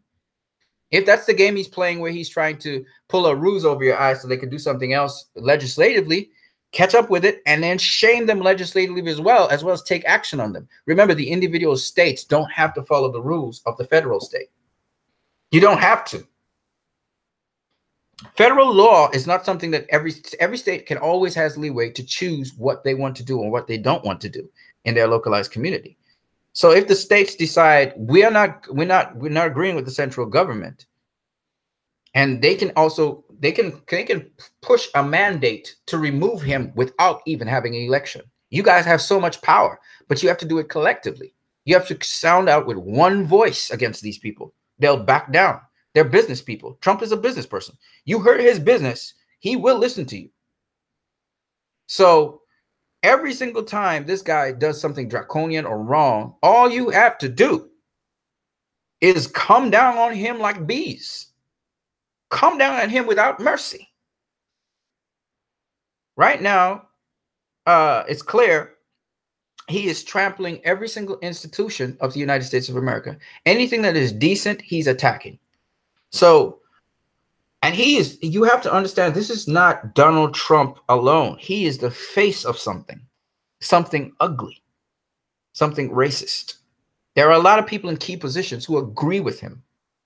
They may not voice it the way how he voices it, but they agree with him. Pat Buchanan came out and said some very racist things. And this guy's a Republican. But that sentiment was in him for the longest while. Look at the big rally they had in what state was that? North Dakota or South Dakota? I can't remember which one. The Trump Fargo thing. A lot of people turned up. And that is not because Donald Trump is the person motivating that. No, that's a sentiment they all agree on. They share his view on those things. That's why they showed up. And that's scary. So I want you to understand there are much more Americans who want a proper America and do not agree with the values that Trump espouses. A lot more than the Americans who agree with him and worship him. I can guarantee you that. Here's the problem. A lot of you guys out there, I'm just being super real with you guys. A lot of you guys out there don't understand that Putin backs Trump. And so what you have to understand is there can be a Russian invasion into your country. If you guys, the CIA, FBI, and he's trying to restructure every single state organization with his cronies inside of there to cripple it and make sure it falls under his command. You see what happened with the Supreme Court. And they're all men. And they're all older aged men. And my point being this, that you have to understand this guy wants to monopolize the system and he doesn't want to do it ethically. So you got to understand he's weakening your system, whether you like it or not. How long you will tolerate that, I don't know. But the second thing he's doing is he systematically, and that's just go read 1984 by George Orwell. He's systematically giving power to the corporate society of America. And it just so happens the Republicans are backing that because they are funded by these people. They take the people who go to they go to a lobby. The lobbyists, they take lobbyists' money to vote certain ways. So you have to understand that while the Republican Party is supposed to be pro-business, these days they're sold out to big business. Big business is what moves them. Okay. And Trump's buddies are people in the big business. And he sees a great future with Russia because, again, he does business with Russia. All right. So Vladimir Putin is the dangerous guy here. And under Barack Obama, he was pushed into a cage. And because he was breaking all these human rights violations against very recently the Ukraine, where he invaded the Ukraine. Okay.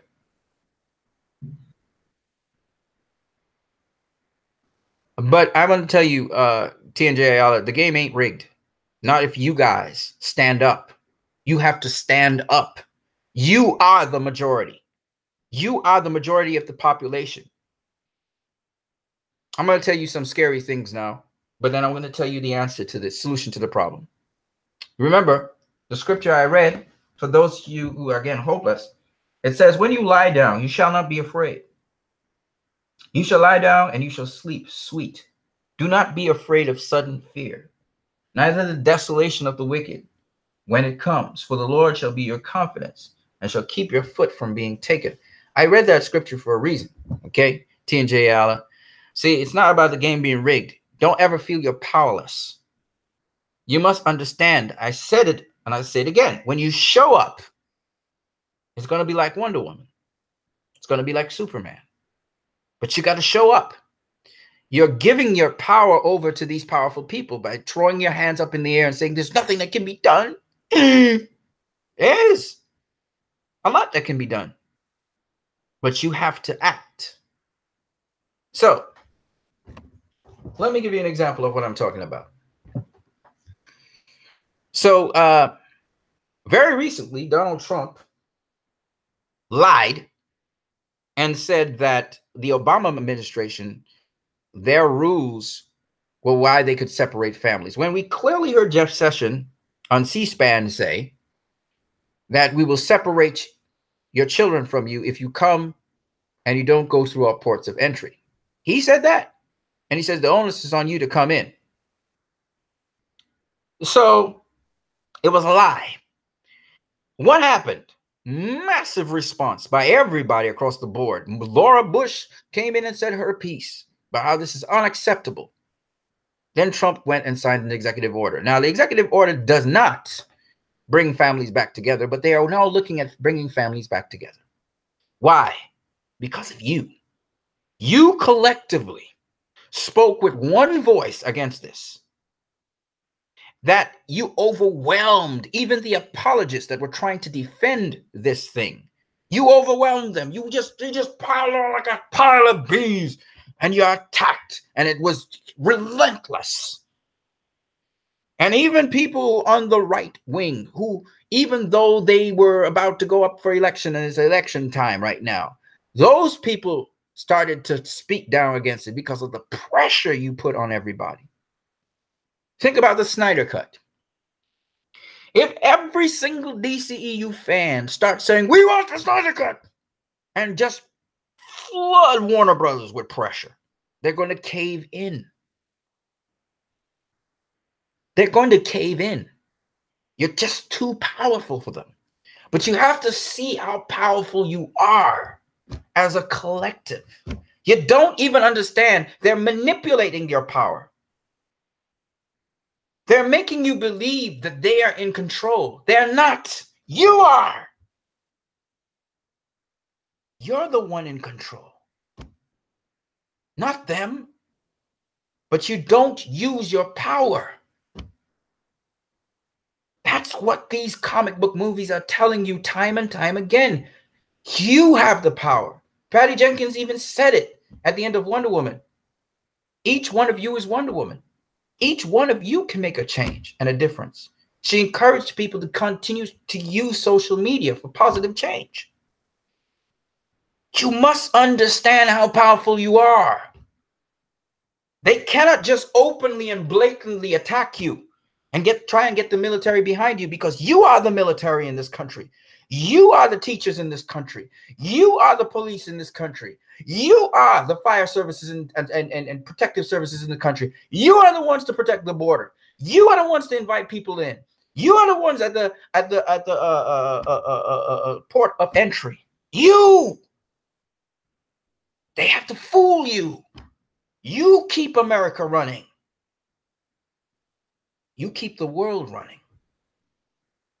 They just delegate authority. They have money. They have dollars. They can throw some stuff at you.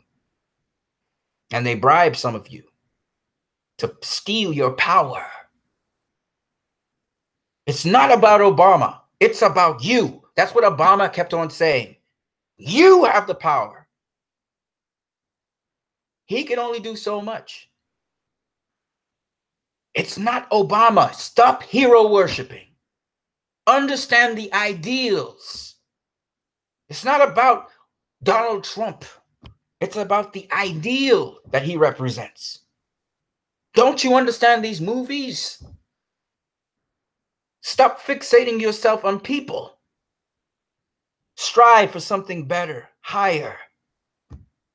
Understand you can work together. Motivate one another. In this little group, we have Marcel Music, TJ Ayala, Dave Ethan. I've seen what each one of you has done online. I see what each one of you aspire to do. You already have everything that's necessary to change the world. You have it. But if you keep on deflecting and you don't embrace who you are, how can you be a son of God? You do not depend on other luminaries for light. You are the light.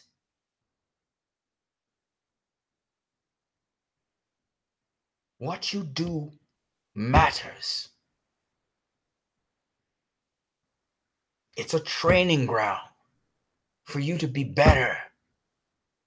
When we went up with Justice League and we fought, we didn't win, but we got stronger. We got stronger. When everybody was bringing the heat down on Justice League, we fought.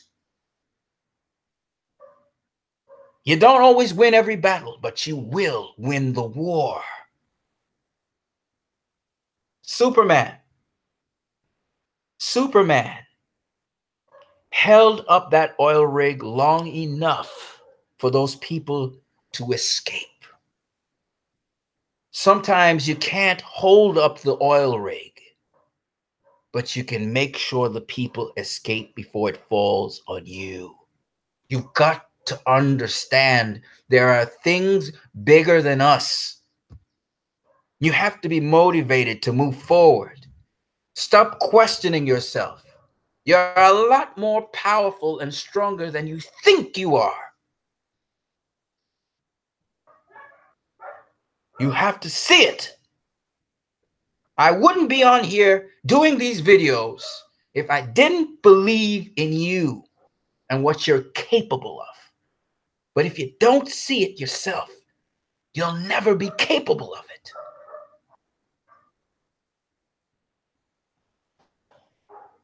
This is more than just a simple exercise. Anyways, I'll tell you a couple other things.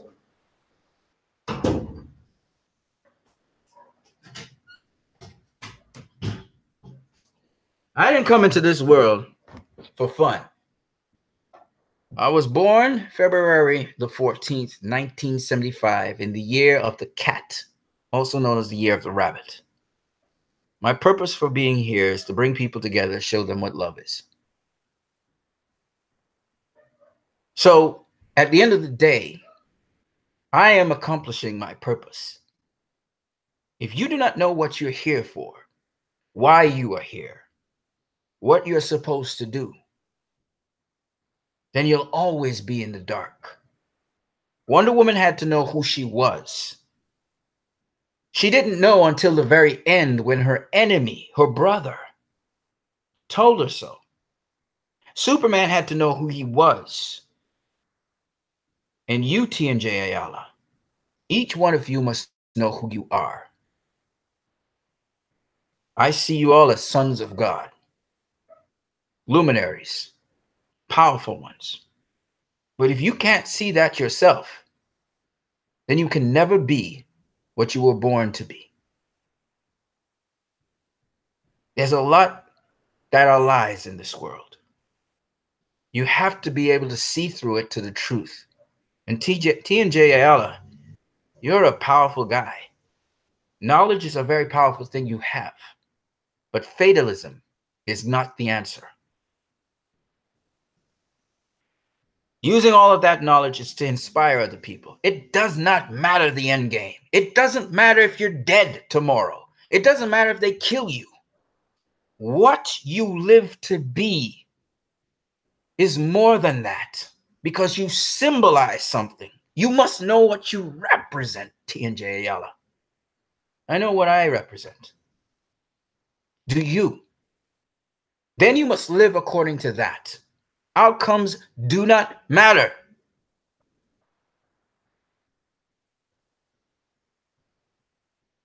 It's the spirit of the thing. It will live on. And if you die, unless a grain of wheat falls to earth and dies, you can't have a forest. It'll only get stronger if you die. So I keep on saying these things so that you won't be afraid to step out there and give it a shot. Then just sit back and throw your hands in the air and say, this is what it is. And when you do that, collectively, you will change the world. Let's go back to what I was talking about. So this is Big Brother is watching you. It was a police state. Many attempts have been made to make different countries into police states, but a lot of people who are in control of things must not let other people know they are fully in control of things. And so it's to sway your mind, hence the I. Now, yes, we are in a situation that is on the brink of this happening under Donald Trump. Trumpism, it's called. And it's more relevant today probably than any other time in history because it's very, very obvious. While conglomerates and big business have been manipulating the population for a while, now it's as overt as it possibly could ever be and accelerating. But here's the thing that I want to tell you guys. Whether they slander this movie or not that's coming out, which is Wonder Woman 84, which will be based in the Cold War period as well. I want you to know one thing. What Wonder Woman has done, and all these comic book movies has done, is given people a certain awareness that they have the power to make a difference. This does not have to happen. We've seen Donald Trump come to power, sort of upsetting the cart in a way and stopping the slick way in which people were being enslaved. Now it's more overt. And so people are very much aware that their freedoms are in jeopardy now. And once people are aware, it's less dangerous than if they're not aware. So a lot of you guys are waking up to the fact that democracy is fragile and now it can be broken into pieces and destroyed. What are you going to do about it? I want to give you this pictorial description, which will explain to you what you're supposed to do about it. And again, I'm going to use Wonder Woman, since it's Wonder Woman 84. I'm going to use Wonder Woman as the example. In this video, I show you her introduction in BVS, and I also show you her in Justice League. And she does pretty much the same thing in both movies. Wonder Woman comes into battle with a shield and a sword. The metaphor is the shield protects her heart. It protects her body. The sword deals a piercing blow and damage to whatever it is she's going to war with. It is interesting in the age of the woman, for this is what the age is right now. The rise of the woman is happening. It was signaled with the Me Too movement, strengthened with Wonder Woman the movie. And now we are seeing women all over the country taking up positions and elective positions and striving to win elections on conviction. We always call the earth and wisdom a woman. It is feminine. There is a reason. The earth bears all things. And women have a certain degree of wisdom in them. Not a wisdom in which they are know-it-alls like men are, and all about proving themselves to beat other people down. But generally, women use wisdom to nurture. So bearing that in mind, the shield of Wonder Woman is her nurturing characteristic and a protective characteristic. But the sword of her is the piercing through the bullshit in society, in which she gets to the heart of the matter and splits everything else asunder. It is a time and the era for the woman.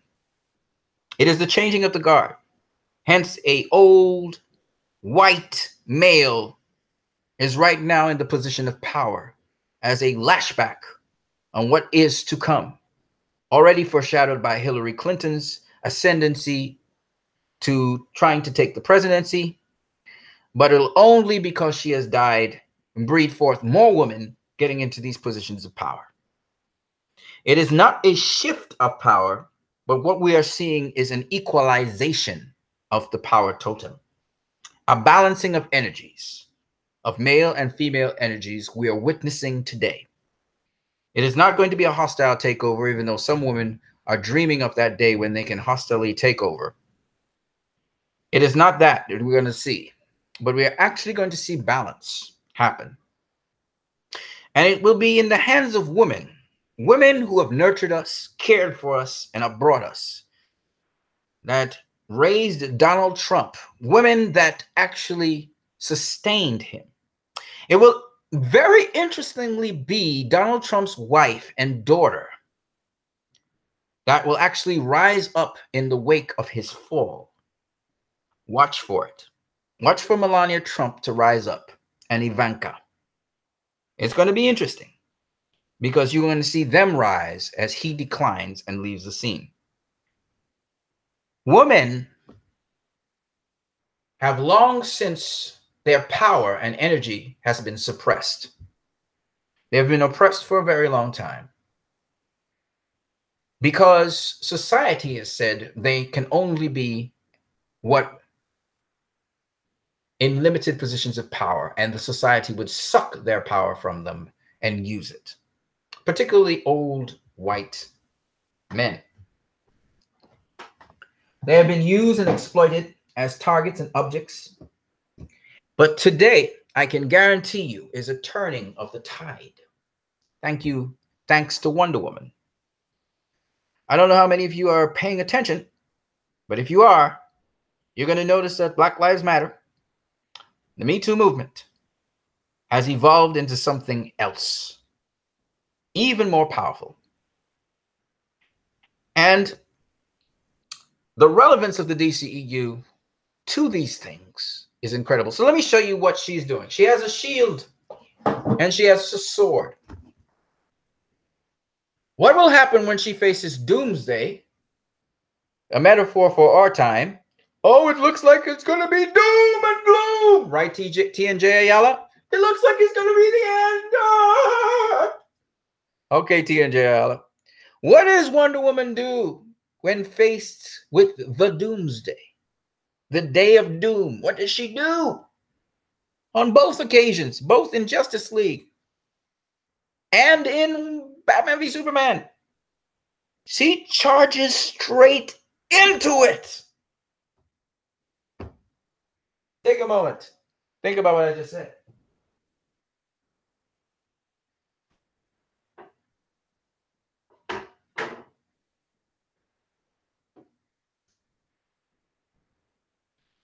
She charges headlong into it. What does she say in BVS? I've killed things from other worlds before, and she will destroy it.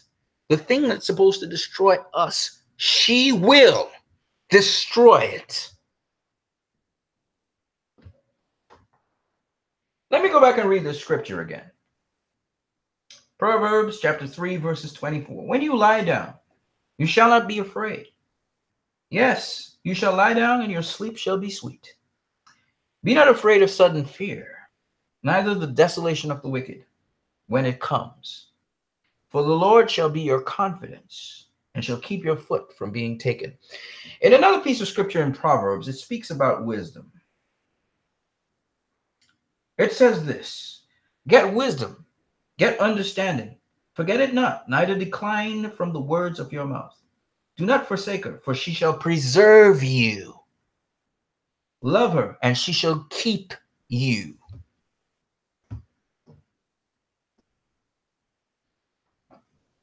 I want you to understand what I'm saying, man. Because I know you guys don't understand what I'm saying. I'm talking to you guys. Talking to you. Wisdom is a woman. A Wonder Woman. Do you understand what I'm saying now? I want you to get what I'm saying. Patty Jenkins didn't just pick WW 1984 for no reason. Wonder Woman's there.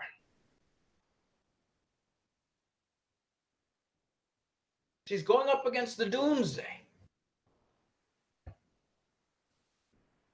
It's Wonder Woman versus the Day of Doom.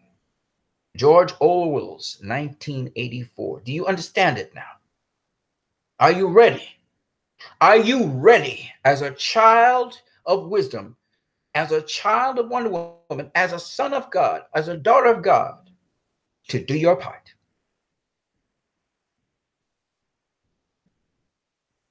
Now, she goes into battle with two weapons, a sword and a shield. She's going in to protect her own, and she's going in to cut through the bullshit. Let's get to it. All right, Wonder Woman, she don't hesitate. She's coming at you, 100%. Not Donald Trump. No. She's coming at racism, xenophobia, sexism. She's coming at these things, and she's going to cut straight through them to get to the point. You know what that means? We're going to come together in this society and address these issues. This is the time to address them. This is the time to talk about classism, how we have neglected certain members of a society in the rural places, people who have been forgotten in America. White people have been forgotten in America. People call them trailer park trash. They've been forgotten in America, and they are important because they have contributed to society, the people, country folk we laughed at, and the day of reckoning is here. We must have these discussions. It's not just about the black people. It's not just about the immigrants. It's not just about the brown people. It's also about the forgotten people. And thanks to Donald Trump, we're going to have those discussions. Yes, Donald Trump is a blessing in a way, because he got us to look at a demographic we were not looking at. We had forgotten them.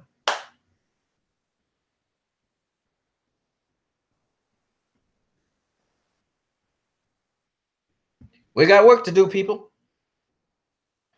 All right, so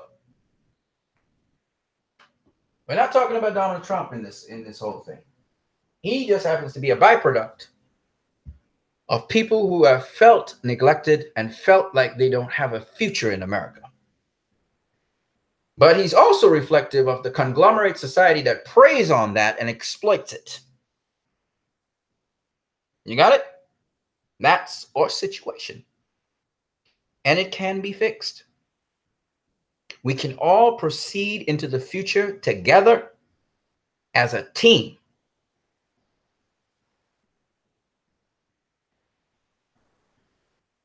All right.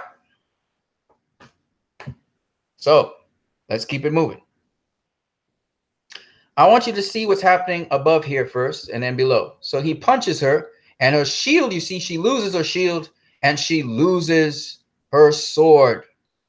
And here as well, she loses her shield below and she loses her sword. I'll play it back for you guys.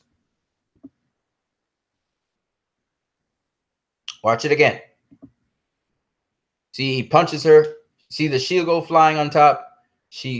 Her sword goes flying now. See it? Almost the same time that happens below. So let's look below now. Then you take it, he flings her and the shield goes flying. He flies up on top of there. She holds on one side. She tries to slash his foot. She does slash his foot, but his foot's too hard. and she loses her sword when the parademon slams into her. Okay. Okay, she's going after her sword right now downstairs, and upstairs she's going to go for her sword as well. They're going to do it almost simultaneously. She's going to get this sword right here, and she's going to grab that one at the same time. Boom! She slashes Doomsday and chops him. She chops the parademon in half, and she slashes off Doomsday's hand with the sword. So the gloves are off. The protection that she had to protect her young, to protect her children as a mother, that protection was gone. The enemy was able to slam that thing away. Lost this. The first thing to go was the shield. The second thing to go was the sword. Right? We still here? Everybody still there? You guys still listening to me? I hope so. I don't know if the internet's still here. Could have gone. Okay, we're still here. Okay, we're still here. Okay. Let me make sure. Could have gone. Okay, okay, good. I'm talking to you guys. So she loses her sword both in BVS and also in Justice League. She goes after her sword. One place she had to dive off the platform she was in to get the sword. You hear me? Are you guys hearing me? She had to dive off the platform. I don't think you guys understand what I'm saying. Sometimes you're going to have to make a dive, a leap, a risky move, which leads to sudden death to get your sword back. You know, we like to talk about the Bible as our sword. Well, anything that comes out of your mouth that pierces somebody else or exposes something is a sword. I want you to understand, you're going to have to speak out when it's risky. She dives off the platform to get a sword. She gets back her sword. And then above, she reaches out and she gets the sword just in time, and she slashes at Doomsday as he's about to punch her. He stops him and then chops off his hand, right? And below, aided by the Flash, he knocks the sword back in her hand, and she spins in the air and chops the parademon in half. She slices through the bone. She pierces with the truth. Somebody listening. You have to be fearless. But the only way you can be fearless is if you understand what life is and your purpose. And you got to live according to that. You're not afraid to die. Why should you be afraid to die? What did I tell you? When you die, your energy is going to go somewhere. Energy never dies. So what are you worrying about? Even if you're an atheist, life will go on. But if you die in vain, meaning you die compromised, you didn't say anything, you died regretful, that's the worst kind of death. But if you did your all and you tried to do what was right and good and you died for it, it's okay.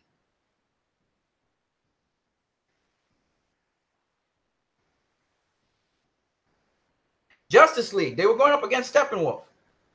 Aquaman said it looked like we're going to die anyway, but it's still a good death. What does it say in Man of Steel? A good death is its own reward. What are you afraid of? The only thing I'm afraid of is if I don't act, if I do nothing, and I watch this thing happen, and then I live a life of fear. You know, in the BET Awards,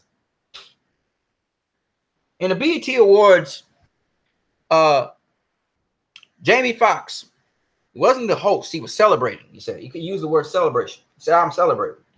And he brought up Michael B. Jordan. And he asked him to release from his soul the lines that Killmonger said. The last few lines he said. Killmonger said, I prefer to die a death free than live a life in slavery. How many of you prefer to live free? I'm sorry, to die a free man and live a life compromised and in slavery. How many of you? What kind of life is it? Living over, watching over your shoulder because you don't have freedom anymore to say anything or do anything. Is that a life?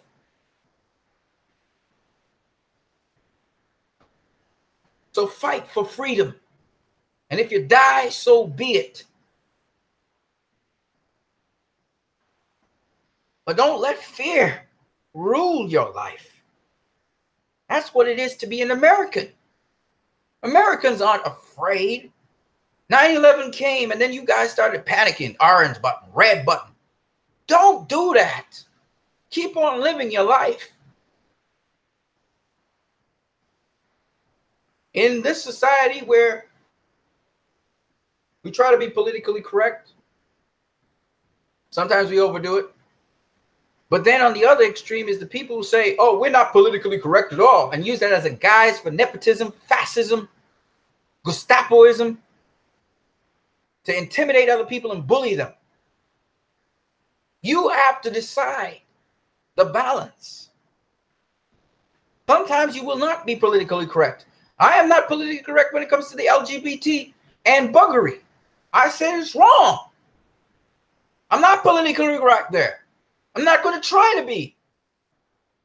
At the same time, bullying online and calling people who are gay faggots and cursing them out and trying to shame them all the time because they're people, I would never do that. That's politically correct. You have to strike a balance and never be afraid to speak the truth.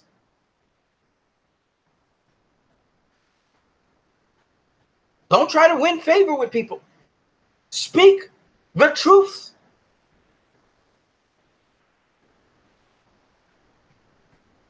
So that's what I'm trying to show you guys. T&J Ellis says, have to be lost to be found, I guess. And I thought Jared Kushner was the Antichrist.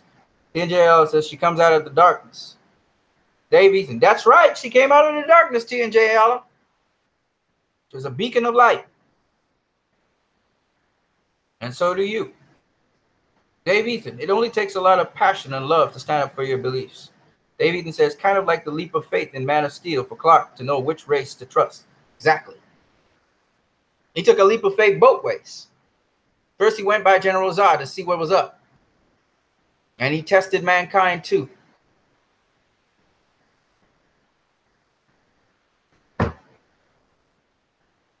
But Louis Lane gave him the answer, right? So guys, I don't just do videos for video's sake. There's always a point to what I'm doing. And I'm saying to you guys show up. Do what you need to do to make your local area the best it can be. And speak out on things which are not true. I think Americans are decent people. That's why I'm even here on this platform. It's because of the invention of YouTube and Google. Good things people decided to have. Facebook. Services for people to have conveniences. These American people did this. With American values. Using foreigners to help them. That's what America to me is about. That's what makes America great. And I'll say something else. While we flush out and sort out our business as people, and Americans sort out and flush out their business as well, even after Donald Trump is gone from office, guess what? America's still great. We don't have to make America great again at any point in time because it was always great. And it wasn't because it was a powerful nation. Russia's a powerful nation. That don't make it great. It's because it gave people the freedom to be whatever they wanted to be without prejudice, where they could constructively contribute to the world and to each other. That's what makes America great. So you guys embody that. Embody that ideal of the possibilities to be whatever you want to be in a positive way. I got one more for you guys. And I love this character and what Zach actually makes this character do. Now it's slowed down because there's a lot of things in Justice League that a lot of people don't even recognize, didn't realize. This character is the Flash. He does a fantastic thing. He saves Wonder Woman. You saw it here. He right here. If you go, hold on a second. You'll see him in action in a minute.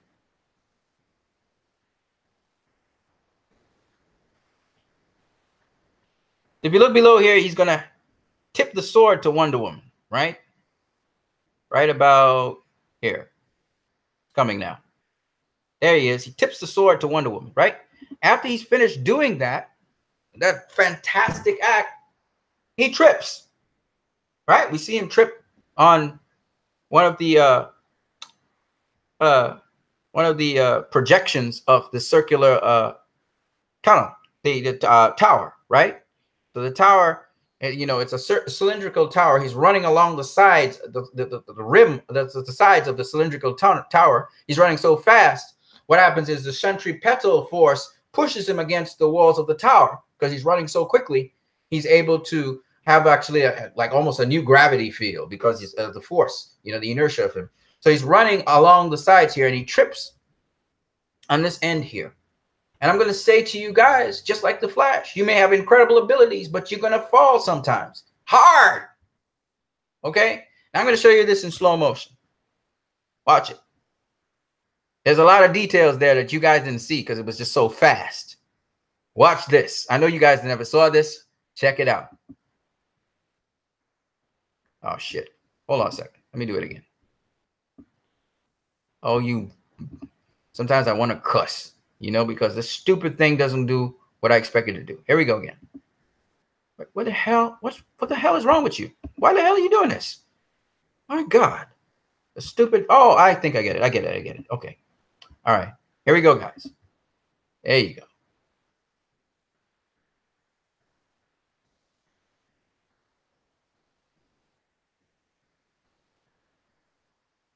Isn't that beautiful? I did it in super slow motion. It's actually 1,000 times slower than than it actually happened. All of that just happened in about 11 seconds. It took a fraction of a second to happen. Okay, and I was able to slow it down to 1,000 times what it was, so you could see all of that. You want to see it again? Let me show you it again. Amazing, isn't it? So he trips here. And then he goes into a roll. He tumbles. And he tumbles along the sides of the cylinder. He tumbles around the sides. You'll see him tumbling around the sides of the cylinder. And he tumbles all the way around. As he's losing speed and momentum, he starts to come lower and lower until he tumbles right into the steps. Watch it again. Zack Snyder actually describes this in the behind-the-scenes footage where he says, okay, and he points to the thing and he says he's going to tumble and he's going to roll right around the sides of the cylinder. So he doesn't fall all the way down to the ground. He actually, because he's moving with such speed, his centripetal force, I think it's called. Is it centripetal or centrifugal? I can't remember. It's the force that pushes outwards. And so it keeps him almost like gravity onto the wall of the cylinder. And he goes, as he loses momentum and he loses speed, he starts to fall downwards even more on the wall. So he fell on the wall and he's tumbling along the wall, but now he's tumbling downwards because gravity is pulling him downwards as well. And so he moves along the sides of the wall until he hits the steps. Watch it again. You'll see him rolling and tumbling away. Pay attention. Here we go. He trips. Oh, what the hell? And then he starts, you see, he goes into the tumble right there. He's tumbling. You see him tumbling? You see him tumbling? See him tumbling? Head and foot, head and foot, head and foot, and then he hits the steps. Did you see it? Did you see it? I'll show you it one more time. Watch it again. This is his foot. He hits the step here. Now watch what happens. What the hell?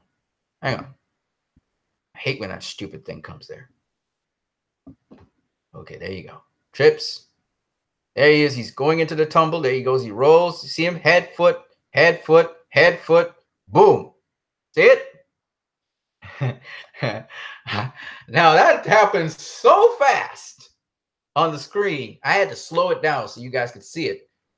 But it happens so fast on the screen, you never noticed any of this stuff. And so when you get in super slow motion, you can see these things. It's just like when he saves Wonder Woman. You don't see it at all. It's like a flash of lightning. You don't see anything. but actually if you slow it down to really, really slowly, you see him moving. You see his head first appear, and then he runs, and you see him tackle Wonder Woman and knock her out from the thing. I think that Joss Whedon's reshoot of that, where he was kind of sort of falling on top of her, was, again, it didn't apply to the physics of his movement. And also in the third act, where he was running along the wall and hit the parademon, and he kind of went up in the air, the centripetal force, I believe it's centripetal, it could be centrifugal, just check centripetal and centrifugal force, see which one it is. But the centripetal force, I think it is, would have kept him along the wall. What would happen? He would have tumbled on the wall, not fallen straight down. He wouldn't have lost momentum and just fall. And then Batman come in and lasso him. So I think that was that stuff right there was unrealistic. All right. Whereas this one was realistic. Again, just as a sci-fi nut, I just decided to tell you guys that. So I hope you guys enjoyed that. And again, it all goes to show that even when you express yourself, when you flex your muscles, you may also hurt yourself. All right. So I hope you guys enjoyed this video. If you have any other comments to leave in the comment section, please feel free to do so. And that's pretty much my video for today. Yeah, it's 3:39 p.m. I took a long time with this video. If you guys got any more comments for me, let me know. You can always leave comments in the comment section. I got to get out there. It just started raining. So, you know, it is what it is. I took off my shirt because I'm bareback right now. I don't think you guys want to see me bareback. But if you want to, fine. It's hot. It's hot out here. T&J Yana, man. Catch you guys later, man. You guys have a great day. Keep on shining your light. I love you guys. And don't forget, man, you guys have a lot more power than you think, all right? So keep it going. Dave Ethan, shout out to you, brother. Keep it going. I know Superman is your dude. Have a great one, man, guys. Have a good one.